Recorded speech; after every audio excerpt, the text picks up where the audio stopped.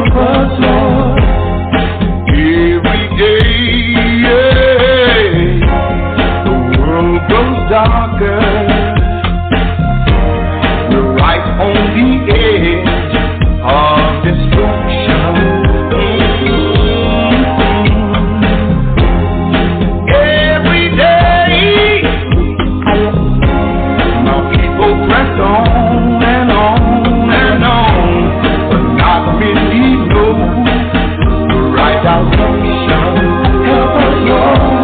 Help us, Lord. Every day, my flesh gets weaker.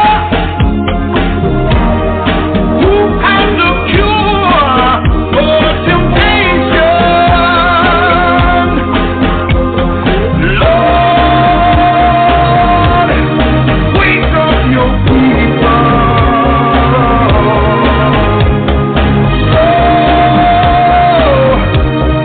So they can see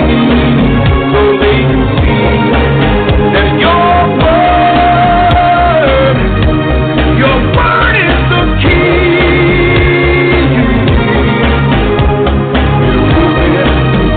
The mind brings understanding.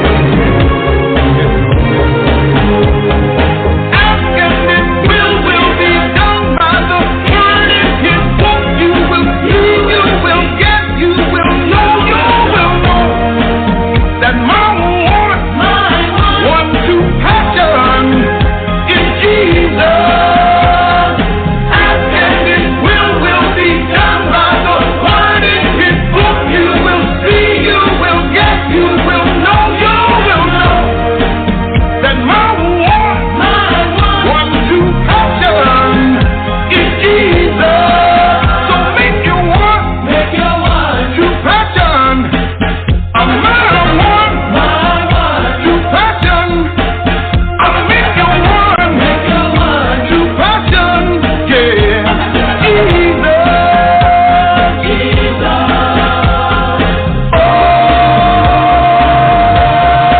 Down on your knees, get on your knees. Lord, wake up your people, wake up your people. Pray for some understanding, but when you get it, all of your burden will be lifted. So make your one to passion, my one to passion. I'll make your one to passion, my one to passion.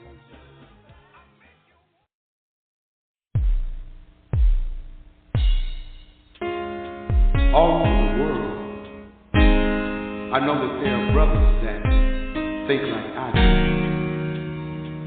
According to the Word of God, a righteous man, yes, a righteous man needs a virtuous woman. And I don't care what anybody says. Listen. A righteous man, a virtuous woman, fit like a hand and glove. There's so much love. A righteous man, I got a virtuous woman, sent unto me by God above with so much love. I don't want to live without you. I don't want to think about it. All I want to do is tell you that I treasure your love and kindness. The kids and I'd be lost without you. Who could take your place among us?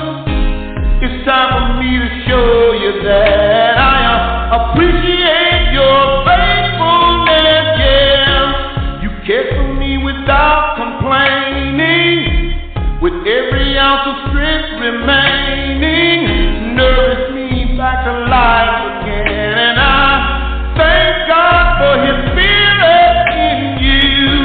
You're precious, you're trusting, you're thoughtful, you're godly. You open your mouth with wisdom, and in your tongue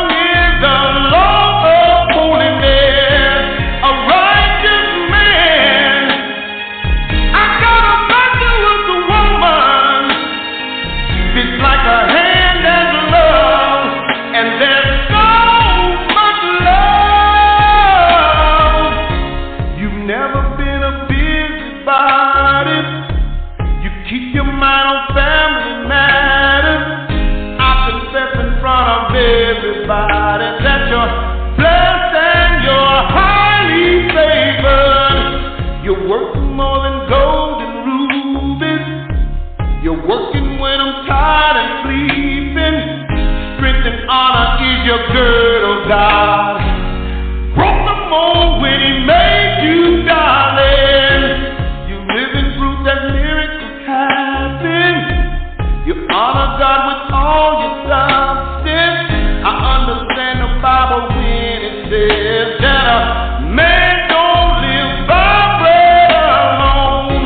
You're patient, you're honest, you're gentle, you're steadfast, you open your mouth with knowledge, and from your lips flow the words of Jesus Christ, a righteous man. I know the virtuous woman is like a hand and glove, and there's so much love. A righteous man, he needs a virtuous woman. What God has joined together, let no man break it up. No, no. Every man needs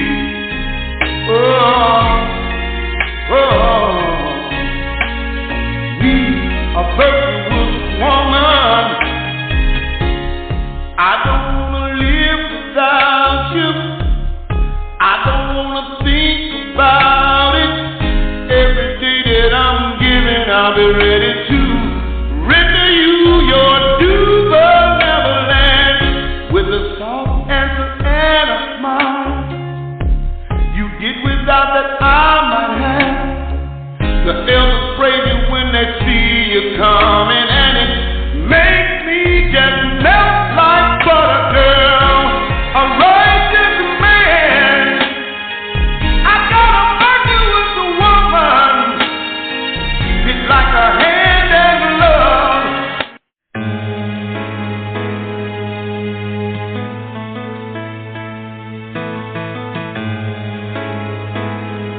Where there's a will, there's a way, yeah.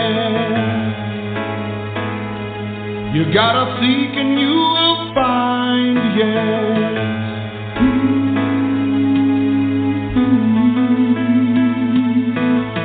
Always seem to be some kind of mystery. Always wanted to know about my history. I asked the right questions, but no one knew. I searched through the archive and it wasn't there until I read. I was in the dark until I read. The serpent held my heart until I read. Ignorance led the way until I read. All hope was in vain until I read.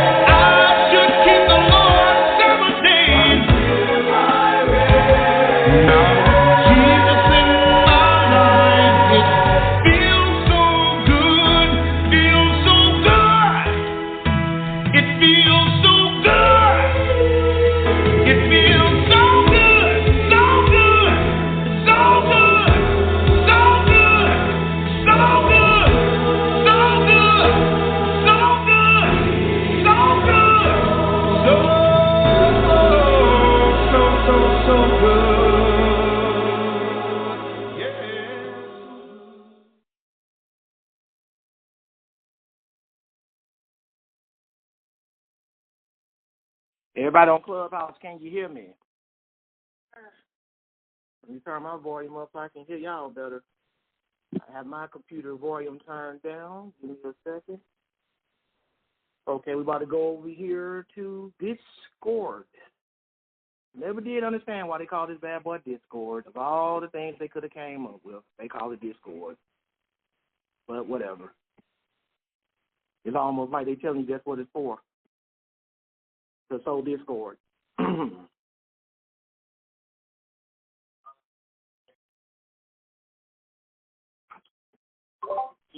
Can y'all hear me?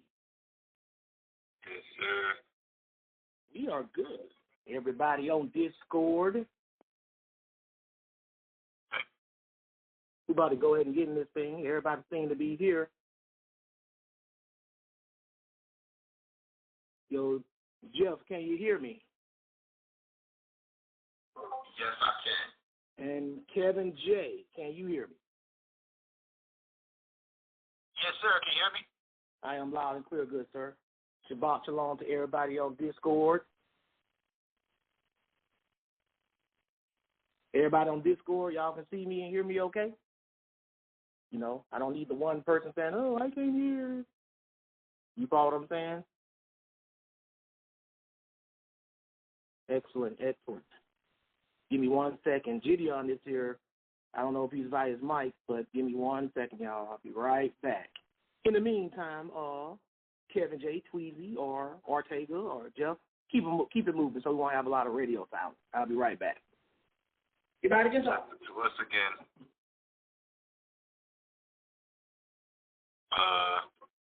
Yeah, he said keep the stage not crickets out here, man. Shabbat shalom to everybody too, man. Hope we all are all doing well. Tweezy, Ortega, Gideon, my brother Truth Seeker, Jeff. Shabbat shalom to y'all, man. Definitely excited to be here. We do got the Passover coming up on the 22nd, so that is going to be great. Right. So for all of y'all that don't know, it's technically, biblically, it's the start of the new year per the Bible. So that is something that I always look forward to, breaking in the spring, taking the Passover, and it's always a great thing. It's obviously it's good to do that with you guys.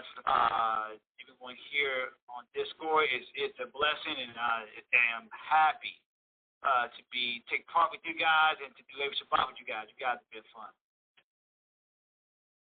Yes, sir. Yes, sir, they have. And yes, sir. Who read last week? I think it was Jeff. Yeah, Kevin J will do the honors this week. Kevin J. Thanks, Jeff. All right, we about to get off into this, y'all. All right? Everybody on Clubhouse, y'all can hear everybody on Discord, okay? Yes, sir. Okay, we about to get this thing started. Good afternoon, everybody, and welcome to another edition of The Absolute Truth. This is the Bible study that focuses on the truth, the whole truth, and nothing but the truth concerning the Word of God, while leaving out all personal opinions, speculations, and beliefs. As you know, I'm Brother Joshua, and today reading for me is one of my all-time favorite readers. He is also an Absolute Bible Truth University graduate and a member of Absolute Bible Truth Ministries, and have so been for a number of years. I always value this guy's input and support. This is the one, the only, Brother Kevin J. Go ahead, bro. Shabbat shalom to everybody. Yes, Brother Josh, 9 years and counting. Thank you all for coming out, Discord, YouTube, Clubhouse, and Jeff, everyone on the stage. Gideon, Tweezy, Ortega, thank y'all for coming out, man. It's a blessing, and thank you for allowing me to take part in bringing out the message to the people, man. Thank you so much. All praise to God. Praise God, Kevin J. Praise God. And, I appreciate you reading today and any and all input that you may have. And you're going to have plenty to say about this one, I'm sure. And also joining us on the stage is another Absolute Bible Truth University graduate. I see this brother as my big brother, and he is one of my ABT Day 1-ish brothers. He's been around almost since the inception of this thing. Love his input as usual. This is the one, the only, on deck, Brother Jeff. Go ahead, Jeff. I was waiting for you to hit me with a new nickname. You didn't give me this week, but okay. We brothers on the stage with a bunch of powerful brothers, peace to brothers, sisters out there. Just glad to be here. I'm sharing the word and the good news of the truth. And I'm here for backup if you guys need.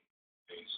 Praise God, Jeff. We appreciate that, and I look forward to any input you may want to add to the lesson, too. And also joining us on the stage, always got my back, just in case I have any notes I would like to share. This is the middle heavyweight champion of boxing, Brother Ortega. Go ahead, bro. Well, it's Shabbat Shalom.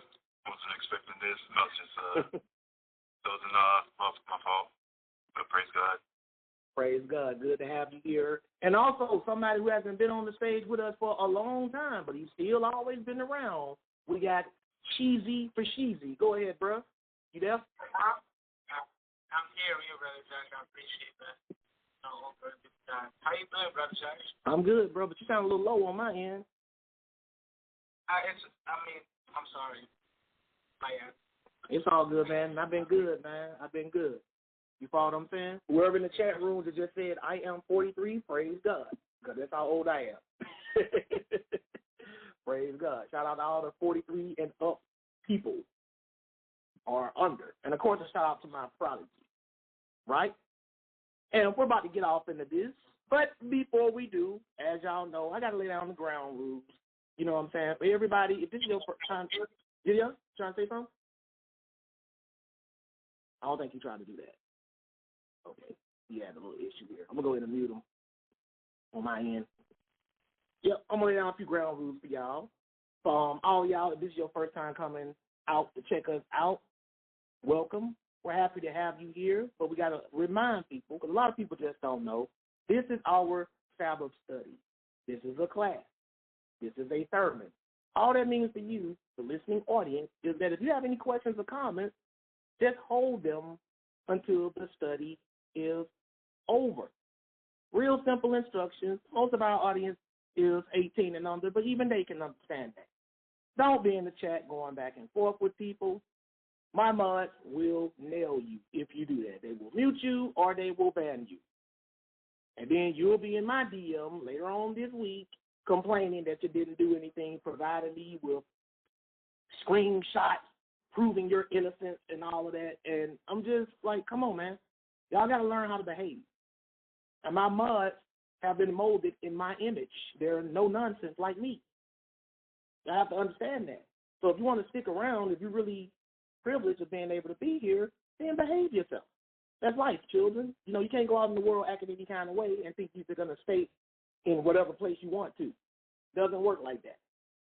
Also, don't ask stupid questions. I got to add another one to the list, but y'all know the first one. The first one is don't click on a link with the title of the link and ask what the link is about. That is stupid. We still got people doing that. They click on a link, and unless I'm mistaken, it's just like, YouTube, Facebook, Instagram. Has the title right there in the link before you click on it. People click on the link like, what's the topic? You don't want to click on the link, fool. You tell me. Right? But another one I got to add to the list of stupid questions is don't come in here late and ask questions like, when is the study going to be over? I've been seeing that a lot the last few weeks, and I've been letting it slide. But I've been noticing that a lot of people been popping in asking that question, which lets me know they are regulars, because no strangers is going to pop in a room and say, when is the study over? That means they know that we're having a study and they are being impatient for the study to end so they can get in whatever they want to get in. I don't know what the reason is. So don't ask that either. You don't go to your Sunday church and ask the pastor that. Well, you might ask your grandma that, because I remember, I ain't really go to church growing up, but I remember when I did go, I see other people who invited me, they be asking their grandma or their mama, man, this thing going to be over with. You follow what I'm saying? Which is weird to me because you just got here and you're asking when this sermon going to be done, when the class is going to be done. Who does that? Right? So I just want to put all that out there. You know, if you violate any of these rules, my mods will mute and or ban you. Please do not come in my DM asking, can I lift your band? Because I don't know how to do it. It's not that I won't do it. I honestly don't know how to do it. I don't even know if I can do it. Y'all got to talk to Cheesy about that, right? So now that we gotten all that out the way, the title of today's class is The Truth Has Always Been Hated. That's right, you heard correctly. Today's class is titled The Truth Has Always Been Hated.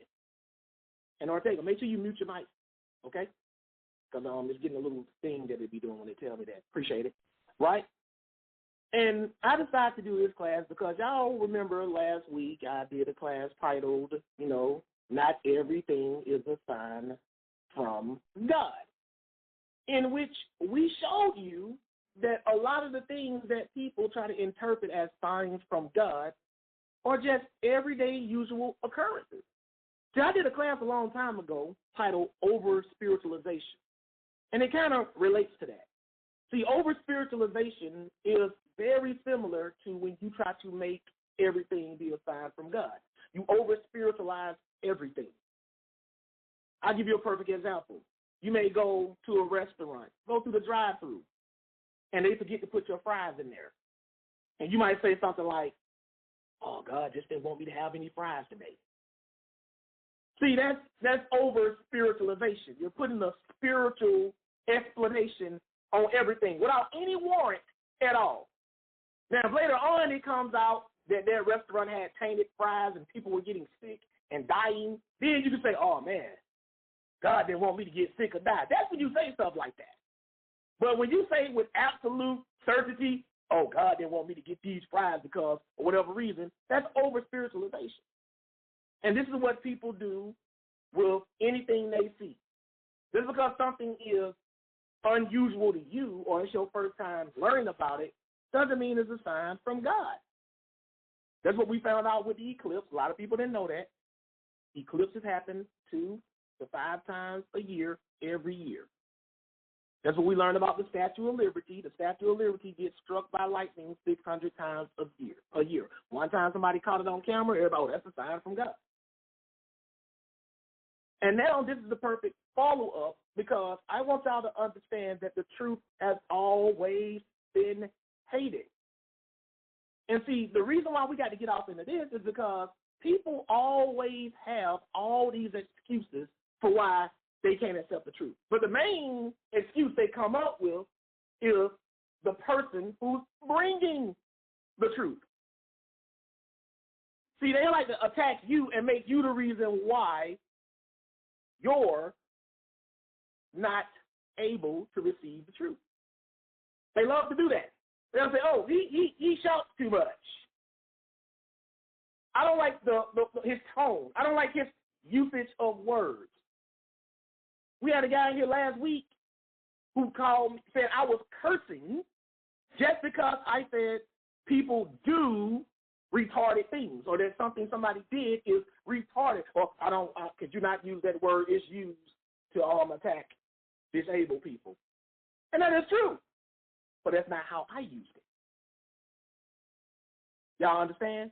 See, people, and he will use that as a reason to not accept what I'm saying, which is funny because if you're sitting here the whole time, it's almost like you're waiting for somebody to say something to give you an excuse not to accept the truth. And this is the world. This has always been the case.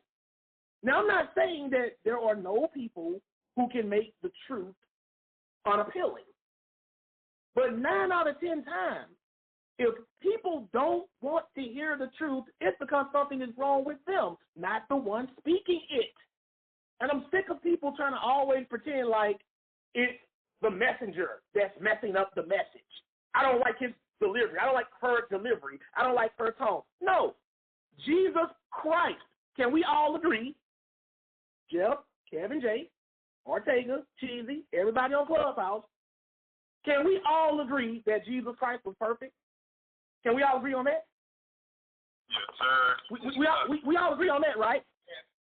He was perfect. That means his delivery was perfect by God's standard, by the Father's standard, right?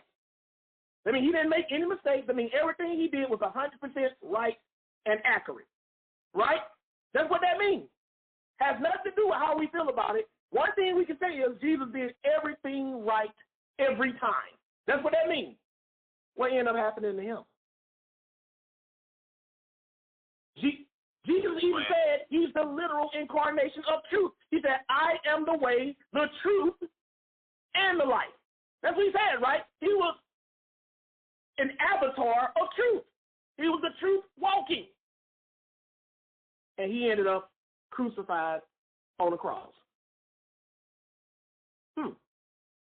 So you know what I learned from that?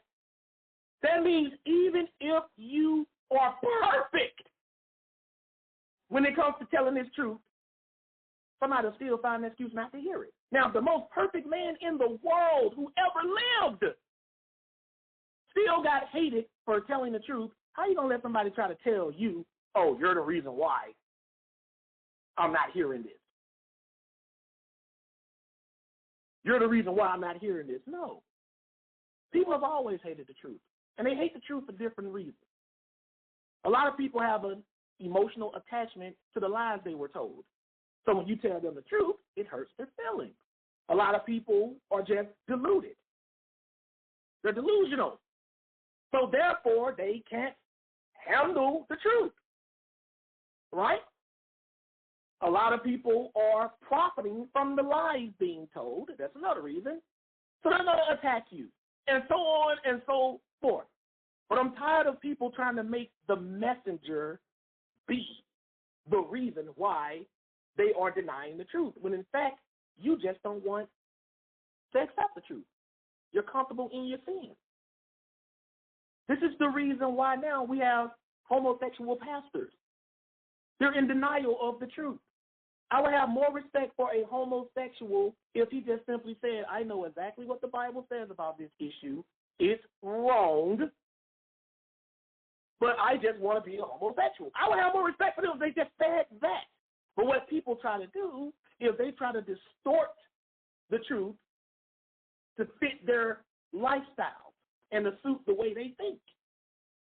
And then when you just give them the truth, they try to make it seem like you're the bad guy.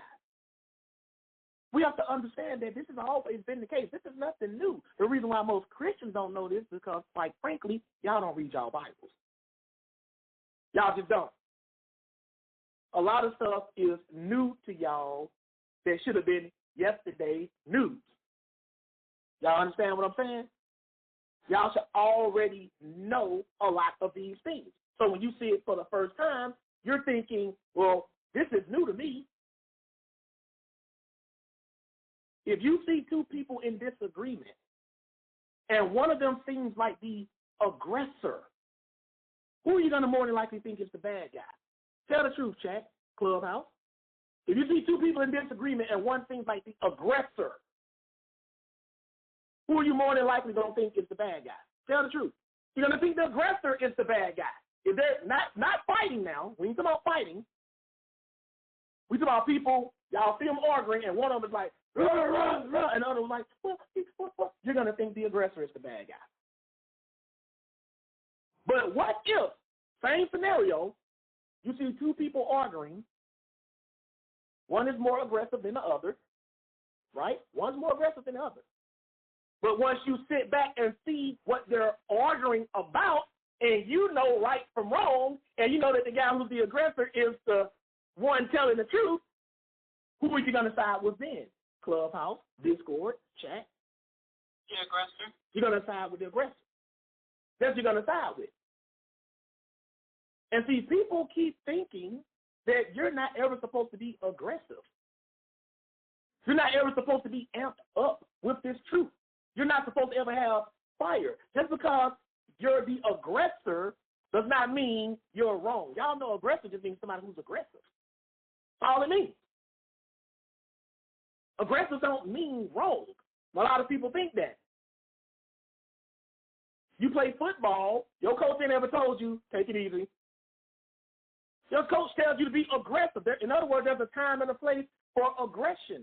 And your temperament is supposed to reflect the urgency of what you're talking about. It's supposed to reflect that. You on the Titanic and the ship is sinking, you're not going to come on there if it's your job to warn everybody, okay, everybody, it's going down. Don't look like we're going to make it, so let's just, I'll just sit back. No, you're going to be like, hey, this ship is going down. Every man and woman, y'all better get off here, women and children first. You're going to be aggressive. And that's what people don't understand.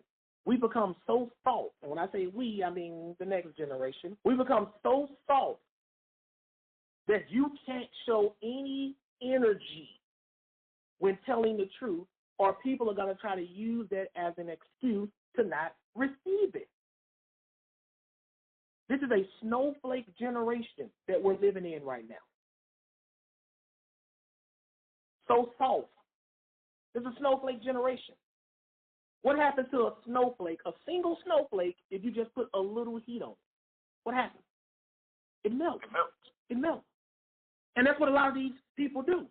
You put a little heat on a snowflake and it melts. What else is about a snowflake? It's soft. And that's what it is. That's why the guy got so upset at me last week, because I said people act retarded. Didn't call him retarded, didn't call mentally disabled people retarded, and used it correctly. Oh, you shouldn't say that. Snowflake, brittle.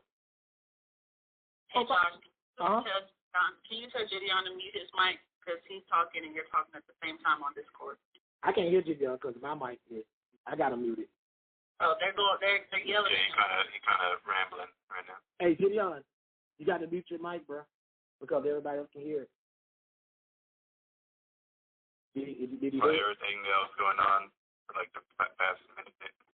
There you go. Let me unmute him so I can hear what he's saying. What happened, Gideon? They said you were going on a rant while I was teaching. What's it called? I was telling Nee about how my god sister wanted me to go to prom with her, and she was like, "Dang, you're gonna go to prom with her and not tell me?" And then I was like, "She's my god sister," but she didn't know what a god sister was, so I was just explaining to her what god sister meant. Okay. Yeah, what's known as a hot mic.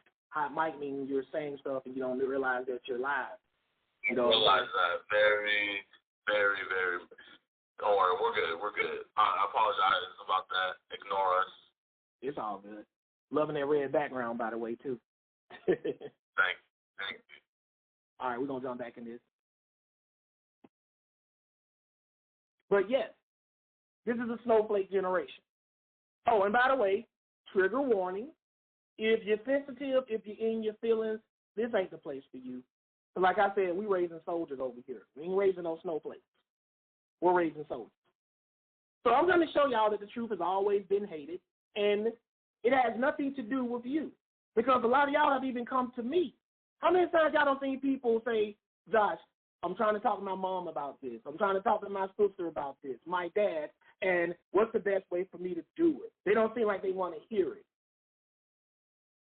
It doesn't matter. If somebody doesn't want to hear the truth, they will make up every excuse in the book not to hear it. And if somebody does want to hear the truth, they don't care how you deliver it.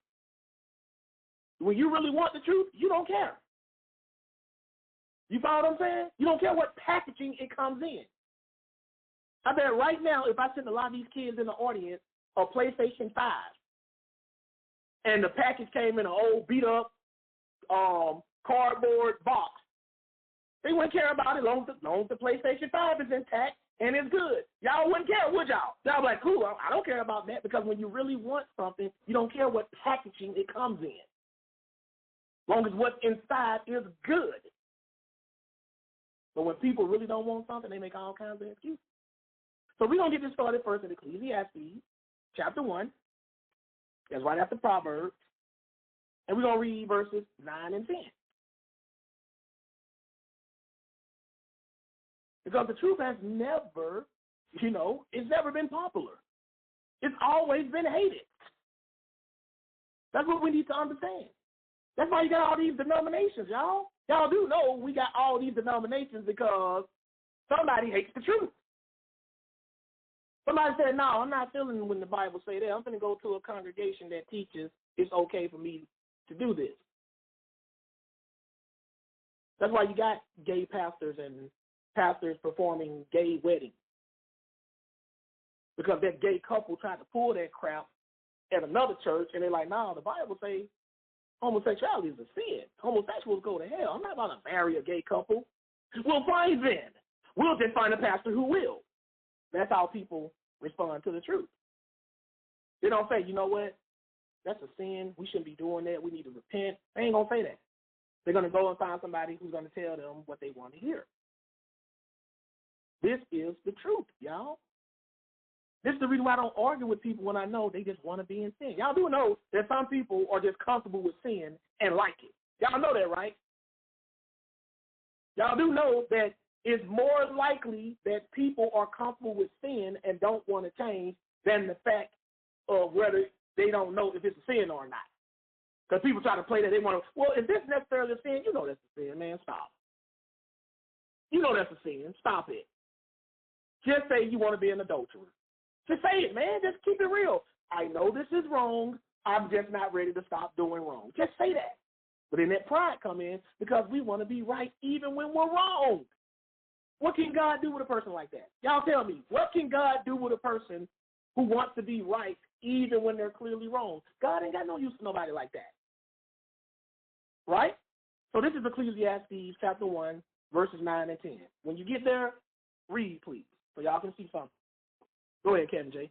This is Ecclesiastes 1 and 9. The thing that has been, it is that which shall be.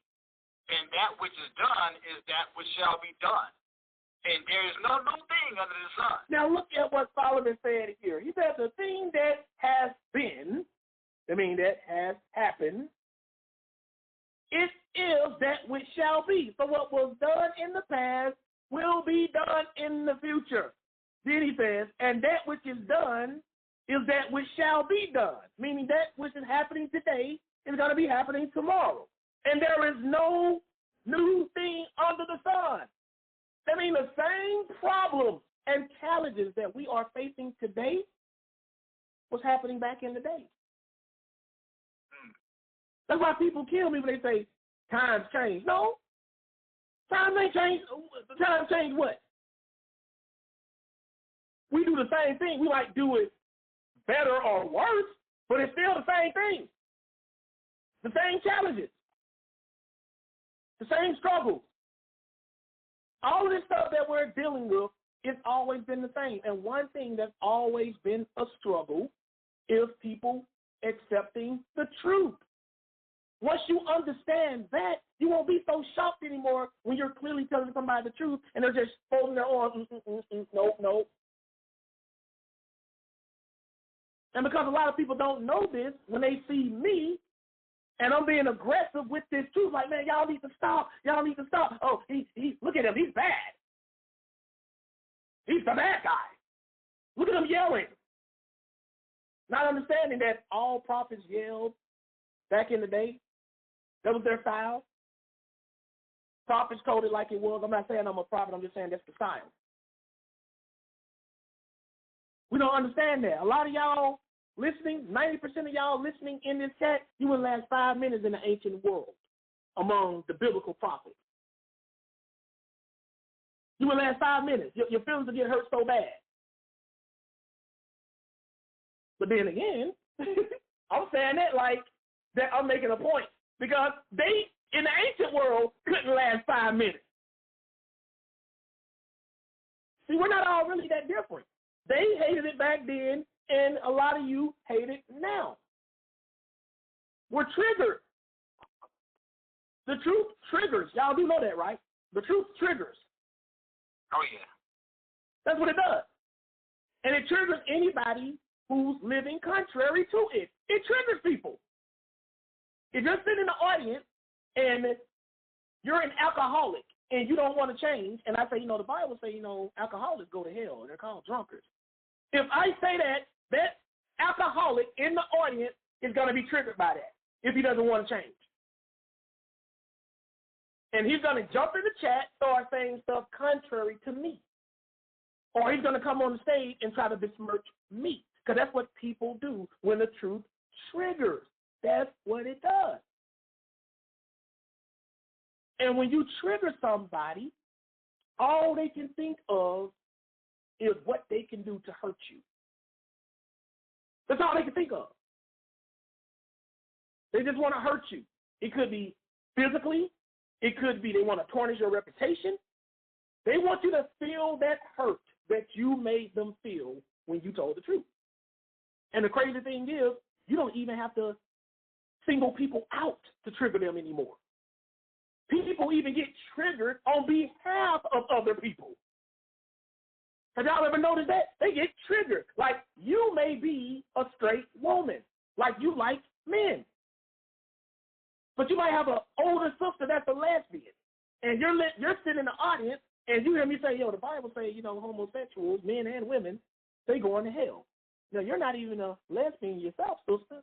But because your sister is, you get triggered on her behalf. See, this is what y'all need to understand. The truth has always been hated. People even get triggered on behalf of other people. Wait a minute. Look, there's a lesbian. And does that change the rules of what the scripture says? God did not say something is a sin unless your family member is doing it. That ain't what God said. People will sit here and hear your sermon, and they'll amen you to death until you trigger something they're doing or somebody who they love is doing. Now we get all in our feelings. My feelings are hurt, so now I got to hurt Josh back. That's how it always been, y'all. Y'all need to grow up and understand this, not just for the scripture's sake either, in the world. See, that's what I love about the Bible and the lessons I do. You don't just apply them when you're talking about the Bible. You apply them in your life. This is wisdom. I want y'all to know that. The truth triggers. That's what it does. And you'll find it out soon enough. Just say the right thing or the wrong thing, depending on how they look at it. But read verse 10, please, Kevin J. Ecclesiastes 1 and 10. Is there anything whereof it may be said, see, this is new? It has been already of old time, which was before us. He said, is there anything whereof it may be said, see, this is new? It has been already of old time, which was before us. And see, this is why I never could understand why young people, especially the ones who come up in here, I'm not talking about my prodigies, y'all already know that, they come in here and they think they know more than me. What do they call old people, Kevin J? They say old timer. Old timer. Y'all ever wonder why they call him old timer? That means he's from a older time. That's why they call you an old timer. You're from an older time. So if I'm from an older time, what Ecclesiastes says is that I've already seen things you're just now learning about or haven't seen yet. So what that means is I know this stuff and you don't. Why would you try to argue with somebody about a movie you've never seen when they've seen the movie 5 times? How you going to argue with them like you know more? That's common sense. And you have to fight young people today to make them understand that. How you know more than me and you ain't never even seen the movie? This is basic. That's why I don't argue with children. I keep telling y'all, I don't argue with children. I teach children. You don't ever supposed to argue with your child. You teach your child. You give your child direction. That's a problem with a lot of parents today. You sit up here arguing with your child as if their opinion matters. Your opinion don't matter until you give me an opinion on how much you're going to put in on this rent. How much you going to put in on these bills. Now, then your opinion matters. How much you going to put in on these groceries? You got an opinion on that? Didn't think so. Didn't think so. So we ain't got to argue with me about who's going to pay the most on this mortgage and argue that you should pay more. Argue with me about that. You follow what I'm saying? We need to understand stuff like this. So if it's already happened a long time ago, talk to somebody about something that's new to you who's been around since the times of old. They just got to be one generation ahead of you. That's it. That means old enough to be your parent. They ain't necessarily got to be old enough to be your grandparent, but if you can get older than your parent, go for that. Go to your grandparent. But I'm telling y'all this to let y'all see that this whole thing about people hating the truth, this is not a new age thing. People talk about this, Kevin, like this is a new age thing. Man, people just don't want to hear the truth no more. No more? Right. You stand there like they at one time wanted to hear it. No. They never want to hear it. Ever. And they will make every excuse up not to hear it. Go ahead. You notice how old timers, you notice how they can repeat certain things as if though it just happened yesterday? Mm-hmm. It's because they've seen it so many times. Right. Seen it so many times. Seen it too many times. You excited about a movie. Ooh, I wonder how this movie's going to end. I've already seen it 5, 6 times. Exactly. Discussed it and everything. Me and Kevin J, we did a whole podcast on this movie 11 years ago. You seen it for the first time. You ain't even seen it yet, but you know more than us, though. Right. That's not sensible. That's why God got it set up like that. God got it set up like that so we won't make mistakes. Don't y'all understand that? That's why God, everything is in a cycle. God gave you parents and grandparents, and in some people's cases, great-grandparents, so you won't make the mistakes. Y'all got to take advantage of me.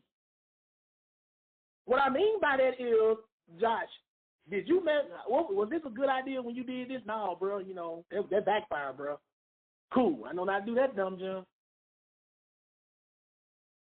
That's how it's supposed to be. That's how it's supposed to be. Y'all supposed to look to us sometimes for us to tell y'all what to do and sometimes to learn what not to do. Right. You got an alcoholic daddy. Do you want to be that? No. Ask him, just, be respectful. Dad, when did you first start drinking? Oh, I've been drinking since I started drinking when I was 13, heavy. And you 13 years old while you're asking your dad that. You just make a personal and young. Because you don't want to be that. Right? You don't want to be that. That's all you do. That's how God got it here. We are the cheat sheet. Your parents, your grandparents. We're the cheat sheet, y'all. Why y'all failing?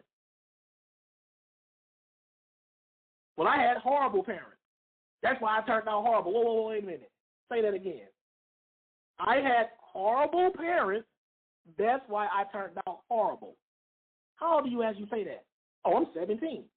But that means you've been knowing, even before you became a grown man or grown woman, that what your parents were doing were wrong.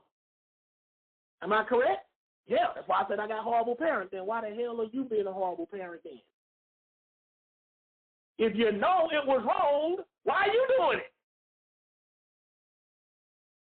You see? Now all of a sudden, the light comes on. Ding! Don't tell me you're the way you are because you had horrible parents, but you were smart enough to know what they were doing was horrible. See, if you didn't know it was horrible and you ended up doing that, then I can't argue with you. Well, you didn't know right from wrong. But don't come on here and complain about my dad's an alcoholic. My mom done drugs. Well, what are you doing? Well, I'm drinking right now while I'm talking to you, Josh. But you just told me that it was, you follow what I'm saying? Take some accountability. You follow what I'm saying? I'm trying to let y'all see that we know 90% of the time, y'all, we know. That's why I'm so hard on people, because I know that you know what I know. 90% of the time. Y'all know this stuff. Y'all know it.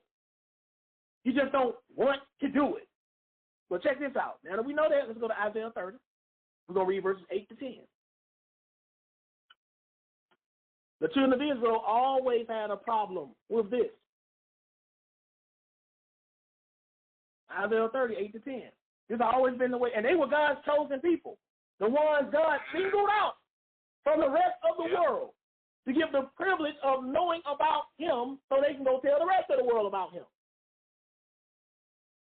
That was the plan. That was the plan. Now check this out. This Isaiah 30, 8 to 10. Look what happened when God used to send prophets to the children of Israel to tell them the truth about how they're living and how they need to change. There's nothing new. Read, please. Isaiah 30 and 8. Now go, write it before them on the table, and note it in a book, that it may be for the time to come forever and ever. Mm-hmm. That this is a rebellious people, lying children, children that will not hear the law of the Lord. It says this is a rebellious people, lying children. Notice he called them liars, who will not hear the law of the Lord, which is funny because today that's the main problem Christians have with the law of the Lord. Funny how something that God once said, you're a liar and rebellious when you don't want to hear it. Funny how now you ain't got to hear it anymore. That is so funny to me. I've always found that fascinating how y'all are basically saying that God gave in to your demands. Y'all do know that's what y'all saying, right? A lot of Christians don't even know that. What do you mean, God? Well, God gave the children of Israel the law. And all throughout the Old Testament, every time God punished the children of Israel, it was because they wouldn't keep his law. So what did God do according to most modern-day Christians? He got rid of the law. That's like you telling me that your parents gave you a curfew and you broke it so much that they said, well, you ain't got no curfew no more. Just do you. That's like a responsible parent to y'all. Keep it real. Chat room, Clubhouse, YouTube. That's not responsible to y'all. Your parents give you rules and you break them over and over so much, your parents just say, you know what, you kids do whatever you want to do. That sounds like a weak parent to me. And that sounds like a weak God to me. My God don't give me laws, and then when I don't want to listen to his laws, he take them away. That's not the God I serve. That's a punk God right there that y'all talking about, where he gives you laws and you keep breaking them. He says, okay, how about this? You ain't got to do them no more. Only time your parent or your God should say that is when they're kicking you out. Okay, fine. You ain't got to obey my laws anymore. But get out of my house. Or in God's case, get out of my kingdom. So y'all don't really sit down and think about this. That ain't how God works. God ain't going to punish one group of people for not obeying and then cut slack on the other group of people for not obeying. And then say he's no respecter of person. Which means he don't show favoritism. Right? But what are these people saying? Read the next verse. Which say to the seers, see not, and to the prophets, prophesy not unto us right things. Speak unto us smooth things. Prophecy deceit. Now look what he said. This is what the children of Israel were actually saying to the prophets and the seers who came teaching the truth. They would say to them, see not, because the seers used to see visions. They'll say, stop seeing, man. Stop seeing these visions, man. We don't like that stuff. Your visions got too much truth in it. So don't see unto the prophets, prophesy not unto us right things, speak unto us smooth things, prophesy deceit, tell us lies. But let me show y'all how this reads in other translations so y'all can see that it's saying exactly this. We're going to read this in the ERV, easy to read version. This is Isaiah chapter 30. And we're going to read just verse 10. Look what it says. ERV, easy to read version, Isaiah 30 and 10. They tell the prophets, don't see dreams about things we should do. Don't tell us the truth. say nice things to us and make us feel good. See only good things for us. This is what they were saying thousands of years ago, y'all. They were actually saying that. See, I got to give the children of Israel credit. They said it out loud. See, today, people ain't got the nerve to say that. They ain't going to go, they ain't going to be like, hey, man, that's not what we want to hear. Because they got too much pride. Back then, they were actually telling the prophet straight up, look, man, tell us things we want to hear. Don't tell us the truth. We want to hear nice things. We don't want to hear a pastor that says homosexuality and transgender and all that stuff is wrong. We want to hear a pastor that tells us we can be gay and still get into the kingdom. We want to hear a pastor that tells us I can be homosexual and still be married. That's what we want. But let me show you how this reads in another translation. One more. This is the CEV, Contemporary English Version. Isaiah 30:10. Listen to this.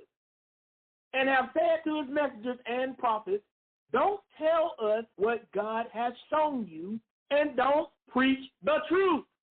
Just say what we want to hear, even if it's false. Wow. Are y'all seeing this stuff? The truth has always been hated. Don't let these clowns try to make you think something's wrong with you. Oh, see, he just yells. I didn't like the word he used. I don't like her hairdo. People find any reason. I remember one time, and I'm not lying, y'all don't think this is cap, but this is on God. I was teaching on a YouTube video a long time ago. It was me and Big Baby. And I had on a shirt like this, except it was black. Y'all don't see me wear black shirts plenty of times. Don't you know somebody in the comment section, if my original YouTube channel was up, or if I was taking screenshots back then, I promise you I would have showed y'all that. Right? But somebody in the comment section said, look at him wearing that black T-shirt. He wearing black because, you know, he really evil. And they were dead serious. And they were dead serious. Because they didn't like what I was saying. They didn't like what I was saying. That's a fact. Somebody in the chat thought that sounds racist. No, they said my T-shirt, unless you're saying they was a wardrobist. You know what I'm saying? If you know, if that, that's what they were, a wardrobist. You know what I'm saying? Or a clothist. You follow what I'm saying? Racist against your clothes. But they actually tried to use that as an excuse. But it's funny that you mentioned that because people will use your race as an excuse not to hear you. And everybody does it. Black people do it. White people do it.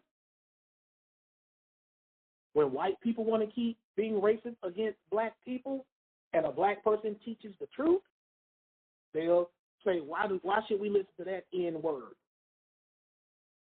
And when black people want to try to get away with stuff, if a white person is saying something true about black people that we don't want to hear, we'll play the race card right back on them. People use all kinds of excuses not to hear the truth.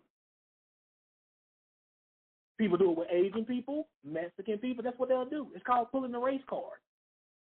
And one of the biggest misconceptions is that only black people pull the race card. White people, Asian people, Hispanic people, we all pull the race card. Somebody's saying something true, what you going to do? You're going to attack their race. Everybody does it. See, I don't see color and I don't see race when it comes to truth. I don't even see age when it comes to truth. Truth is truth. I don't care about the vessel. That's the problem. Y'all want to focus on the vessel. Y'all want to use the vessel as an excuse not to accept what's in it. That's what y'all try to do. We don't supposed to do that. If it's true, it's true. I don't care if a KKK member, who I know is racist against black people and Jewish people, I don't care if he says something that's profoundly true. I'm going to say, he racist as hell, but he was telling the truth then. That's what I'm going to say. I'm going to let y'all, I ain't going to give him a pass on being racist. I'm going to let y'all know, oh, he racist, but he was telling the truth when he said that. That's how we're supposed to be. We don't let personal feelings get in the way of truth. I don't see tapes, videos where black people got pulled over by the police and the black people was totally in the wrong. I mean, no question. They provoked the police to have to tase and or shoot them. I've seen the footage. There's no question they were in the wrong. You go in the comment section, black people going against the white cop. Well, see, they just don't like us anyway. Did you not see the same footage I just saw? Well, yeah, but ain't no but. They shouldn't have done that. See, the truth have always been hated. Y'all think this is going to be about the Bible? Y'all don't think this stuff happens outside of religion? People always find an excuse to hate the truth, whether it's a biblical truth or a universal truth. That's the favorite response. Yeah, but let me tell y'all something. If you ever tell somebody the truth and they say, yeah, but, stop listening after that but. That's when you stop listening. All I need to hear was, yeah. I don't need the but. What I tell y'all the other week, if somebody hits you with too many buts, tell them they stink. Remember I told y'all that? Ain't no yeah, but. Just yeah. And I think an amen after that if you'll toss me that. We need to stop all that. Is it the truth? Yes. If you follow that with a but, you need to be like, well, but in this case, it wasn't the truth. Now, if you're going to formulate an intelligent argument after you say but, I'm listening.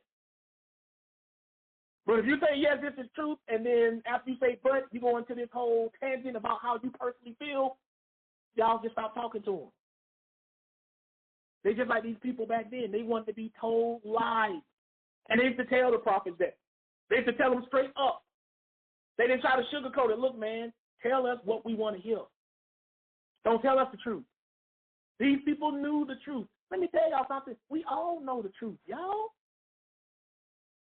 Why do we need to play? We all know the truth. They know it's wrong to be homosexual. You know it's wrong to cheat on your wife. Why we want to play? That's why on Judgment Day, you ain't going to be able to run this game on God. You follow what I'm saying? I keep telling y'all, 90% of our problems are caused by who, Kevin J? 90% of our problems. Us. Yep.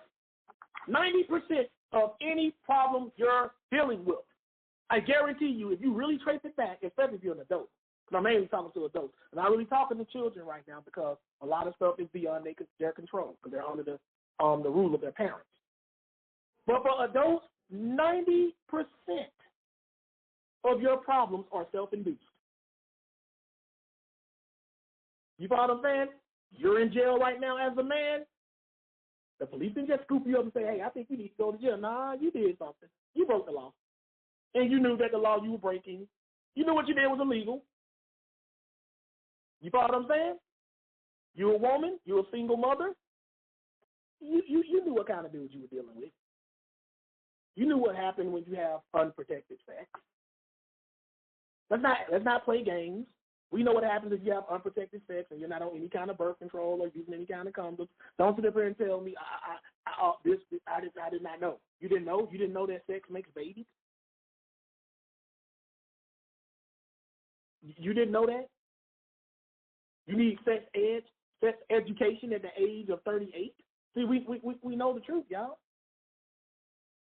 I'm trying to get us out of this emotion. Because emotions are the natural enemy of truth.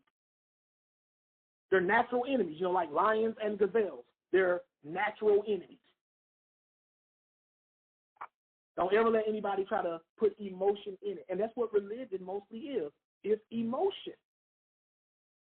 That's why Muslims can't accept that this Bible is not talking about Muhammad. That doesn't mean by default that makes Islam automatically wrong.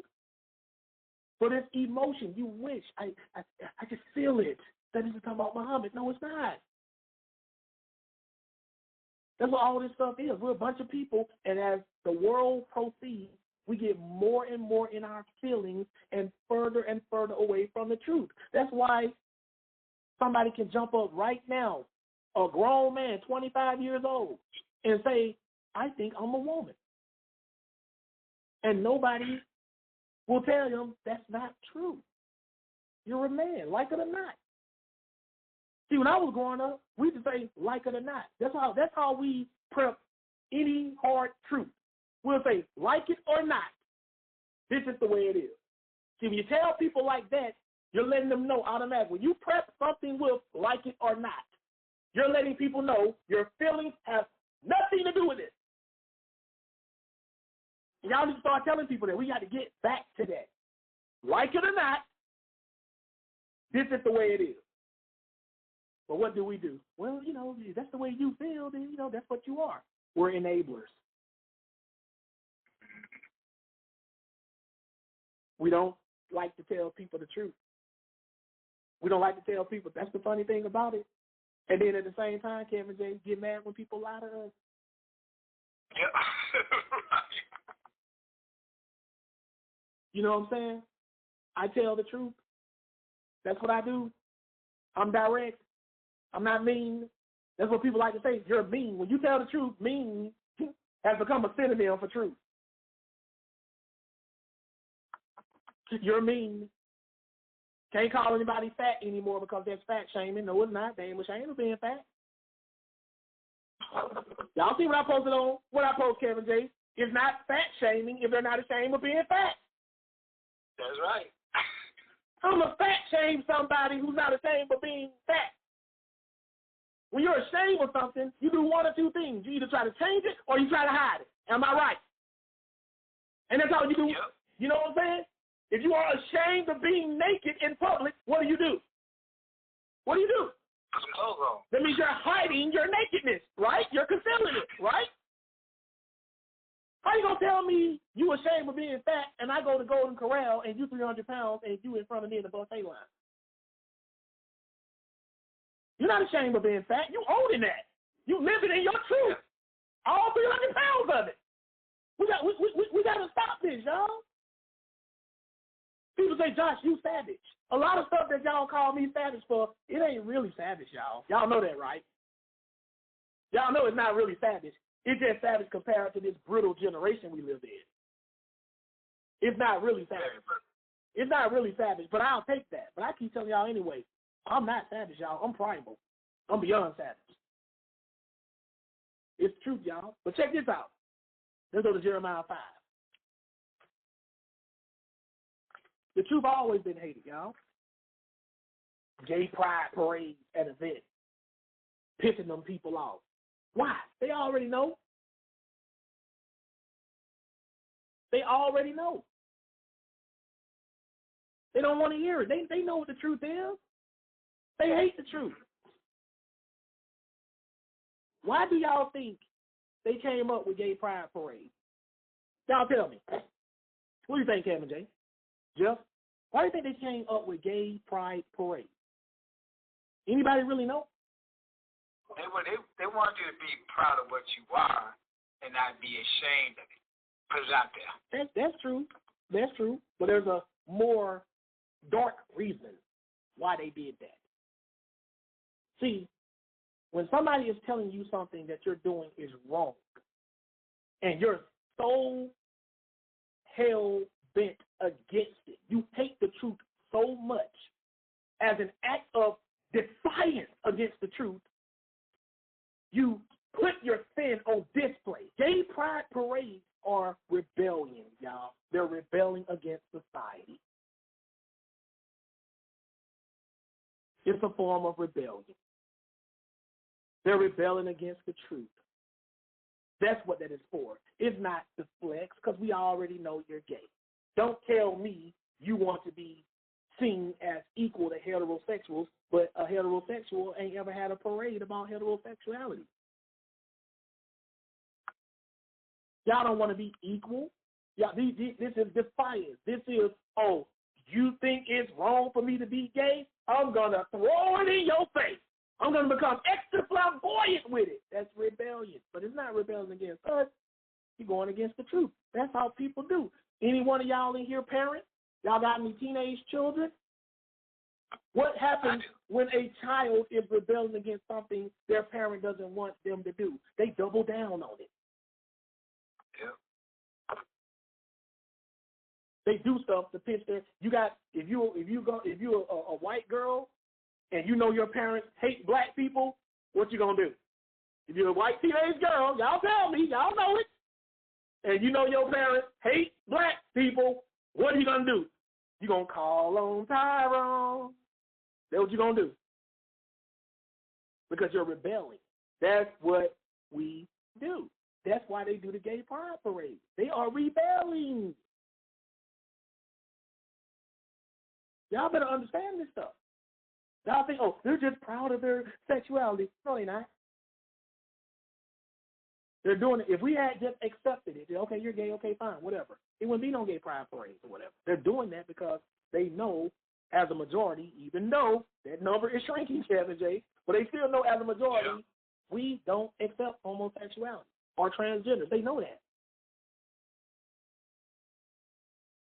That's what people do when they hate the truth. They double down on it. They double down on the lie. When people hate the truth, they double down on the lie. Remember that, y'all. You'll see it in life, right? But this is Jeremiah 5. We're going to read 1 and 2, and then we're going to skip.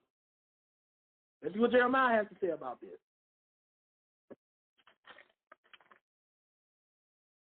I tell it like it is, man. Check your feelings at the door.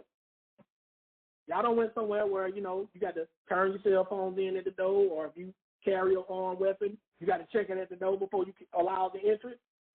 That's how it is here. Check your feelings at the door. Remove your feelings. Let me go ahead and take off this 9mm emotion and go ahead and just put it out. I'll pick it up on the way out. Right. That's why we give trigger warnings. Check your feelings at the door. Then you can get back in your feelings after you leave. You feel me? Don't bring that crap up in here. Don't do that. Why would you want to go in somewhere that's going to trigger you? Is beyond me anyway. That's a whole other topic right there, Kevin J. Right. We go looking for places to trigger us. Y'all remember what happened to that bishop? Y'all heard about that bishop that got stabbed? By that 15-year-old Muslim kid? Give me a W in the chat if y'all heard anything about that. That was messed up, wasn't it? You heard about that, Kevin J? I didn't hear about that, nope. Yeah. That one got past me. Gideon first brought to my attention, right? He stabbed this Orthodox or Catholic bishop. Here's my question: What was a 15-year-old Muslim boy doing in a church service? Y'all don't think he already knew that that the person he was listening to had a different belief system than his? Y'all don't think he already knew that? Do y'all think when Muslims come up in here, they don't know that we don't believe the Quran? Of course, they already know. So what did he do? He went somewhere where he knew he'd be triggered. He was waiting to be triggered. Now, y'all might say, well, he was going to stab him anyway. Then why didn't he stab him from the beginning? He had all the opportunity to. See, what people will do is they will come to your spot knowing they disagree with something you're saying. It could be religion. It could be politics. It could just be who you think is the best rapper. They will come to your spot and they will sit in your presence, and they know sooner or later you're going to say something to trigger them, and then they'll attack you. That's what we do. We go places looking to be triggered, looking for problems. That's what we do. And then say we're Christians, say we're Muslim. People go looking for the smoke, in other words. When you say you're looking for the smoke, all you're saying is, I'm going to go somewhere where I'm going to be triggered. I don't go looking for smoke. Now, if you bring smoke to me, that's different, but I don't go looking for the smoke. I don't want to go somewhere and be triggered. That's crazy. Right? But Jeremiah 5, 1 and 2, read that, please.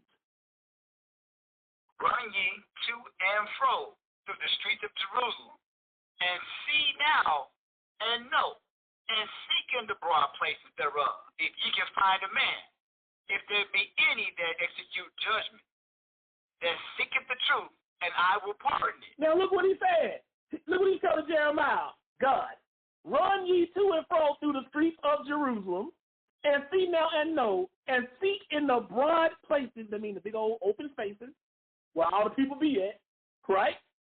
That would be like me telling, Cam and Jay to go downtown, wherever city he in, right? It says, if ye can find a man, if there be any that executeth judgment, that seeketh the truth, that's what it means to execute judgment. That means you're looking for the truth in this context, and I will pardon it. I will cut them some slack. I will forgive them for anything. If you can find anybody who's seeking the truth. Y'all see how gracious God is? God, like, man, go where he ain't even trying to send Jeremiah to a low-populated place where the chances of them finding somebody like that are slim to none. He said, no, go where everybody at. And if you find anybody who's seeking the truth, I'll pardon it. Skip down now and read 30 and 31 and watch what it says. Jeremiah 5 and 30. A wonderful and horrible thing is committed in the land, and the prophets falsify falsely, and the priests bear rule by their means. And my people love to have it so, and what will ye do in the end thereof? Now, did you see what it says? It says a wonderful and horrible thing is committed in the land, right? The prophets prophesy falsely. They mean they give false prophecies, right? And the priests bear rule by their means. I mean, that's how the priests stay in charge, through the false prophecy of these prophets. And then it says, and my people love to have it so. We love it that way. See, when I did that class last week and Gideon did that video, y'all got to understand something. The reason why people keep making false prophecies is because that's what the people want. Yep. Why would I make a video exposing somebody giving a false prophecy when I know that's what y'all want to hear? That's a waste of my time. There's a lot of people who know the truth, y'all. These pastors and preachers, they know the truth. But they know people don't want to hear it. So they give the people what they want so they can get what they want from the people, which is usually money and attention. Sounds like churches today. That's like the churches are today. These pastors are a bunch of sellouts. They're giving you what you want. Y'all want lies? I'll give y'all lies.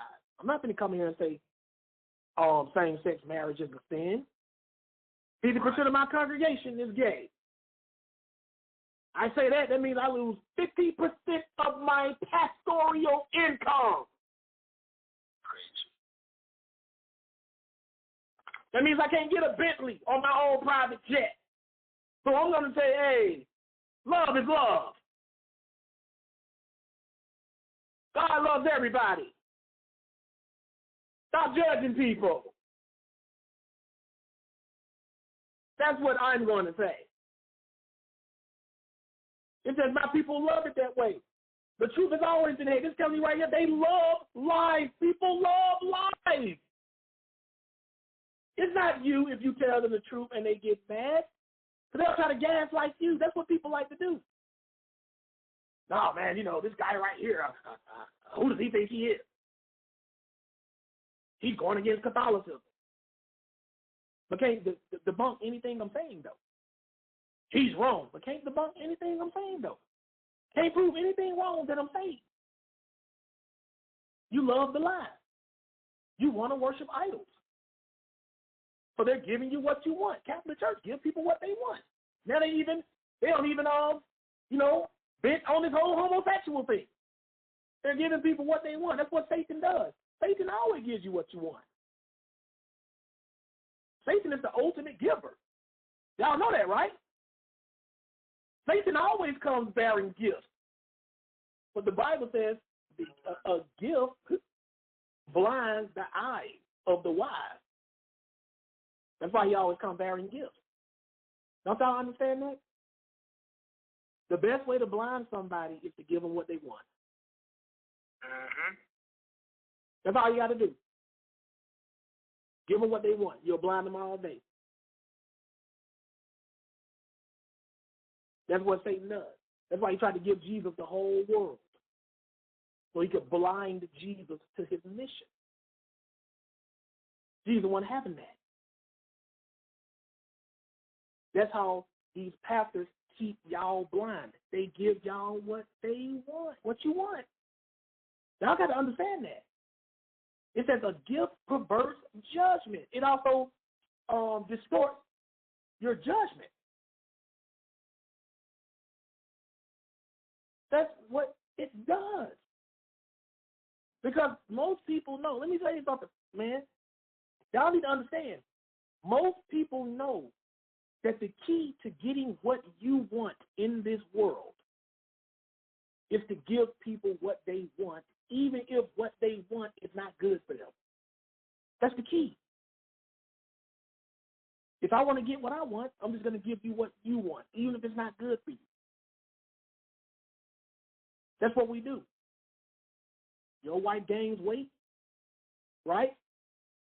You want peace in your house. You're going to give her what she wants.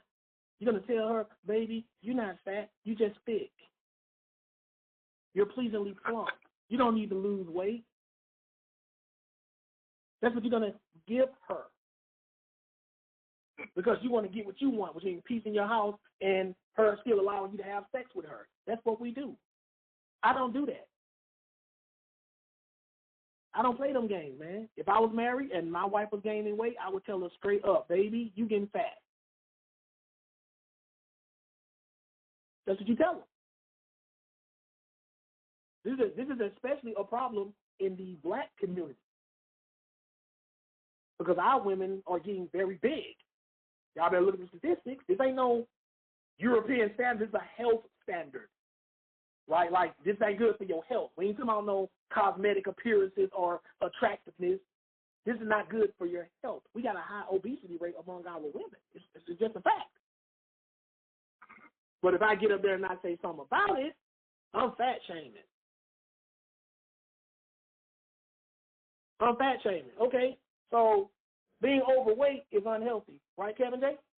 Everybody, oh yeah. Everybody in the chat room, do we all agree with that? I mean, we ain't talking about fat, we just saying overweight. That's unhealthy, right? For anybody, men or women, right? Yeah. So being overweight is a medical issue, more so than an attraction issue, right? It's a medical issue, right?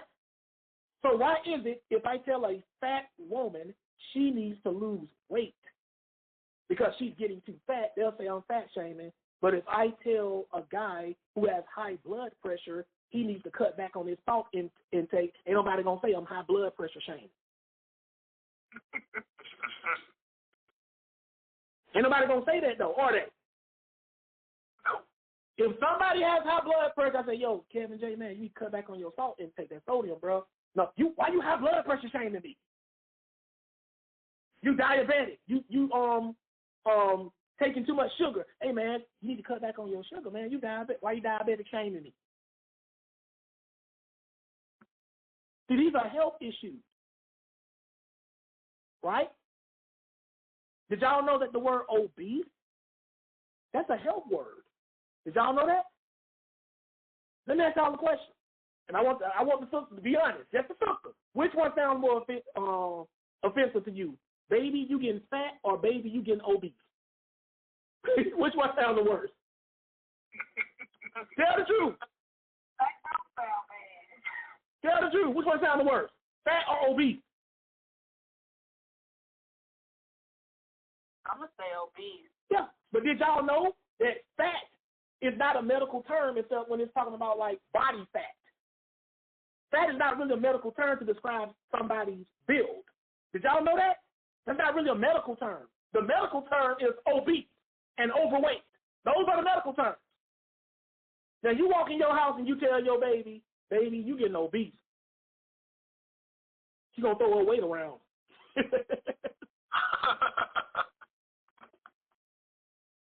That's what she gonna do. But did y'all know? Now, why am I bringing this up? Did y'all know that now they're trying to lobby against the word obese? That's offensive now. Did y'all know that? But that's a medical term. Obese is a medical term. It's not an insult. It's a medical term. People have always hated the truth. Why am I talking about the women? Because the women got this the worst.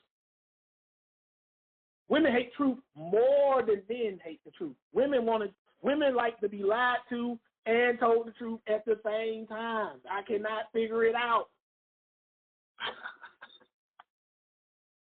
Baby, does this dress make me look fat? No, your fat makes you look fat. Oh, dang. Take the dress off. You see any fat on that dress? But how does dress make you look fat? Take it off. Let's examine the dress. I don't see any fat on this dress, so no. Now, unless the dress happen to be one of them fat suits y'all see people wearing in the movies, then yeah, that makes you look fat. Same thing with us. Baby, you need to get in the gym. You scrawny. You ain't got no chest. We men. Well, shoot, I'm finna go in up and hit this gym. I'm finna start pumping. Baby, you ain't got, what I'm saying? Your arms are illiterate. What you mean, brother? They ain't got no definition. You know what I'm saying? You need to go, go do some curls. It's the truth, right? We need to tell. Now, I'm not saying you have to always be brutally honest. I'm not saying that. But the problem is they make all honesty brutal. Right. That's the problem. You know what I'm saying? And the truth is, we want to be attractive to our mate, don't we? Don't you want your man to find you attractive? Y'all tell me, sisters, has the game changed? I know I'm single, but women still want their men to be attracted to them, right?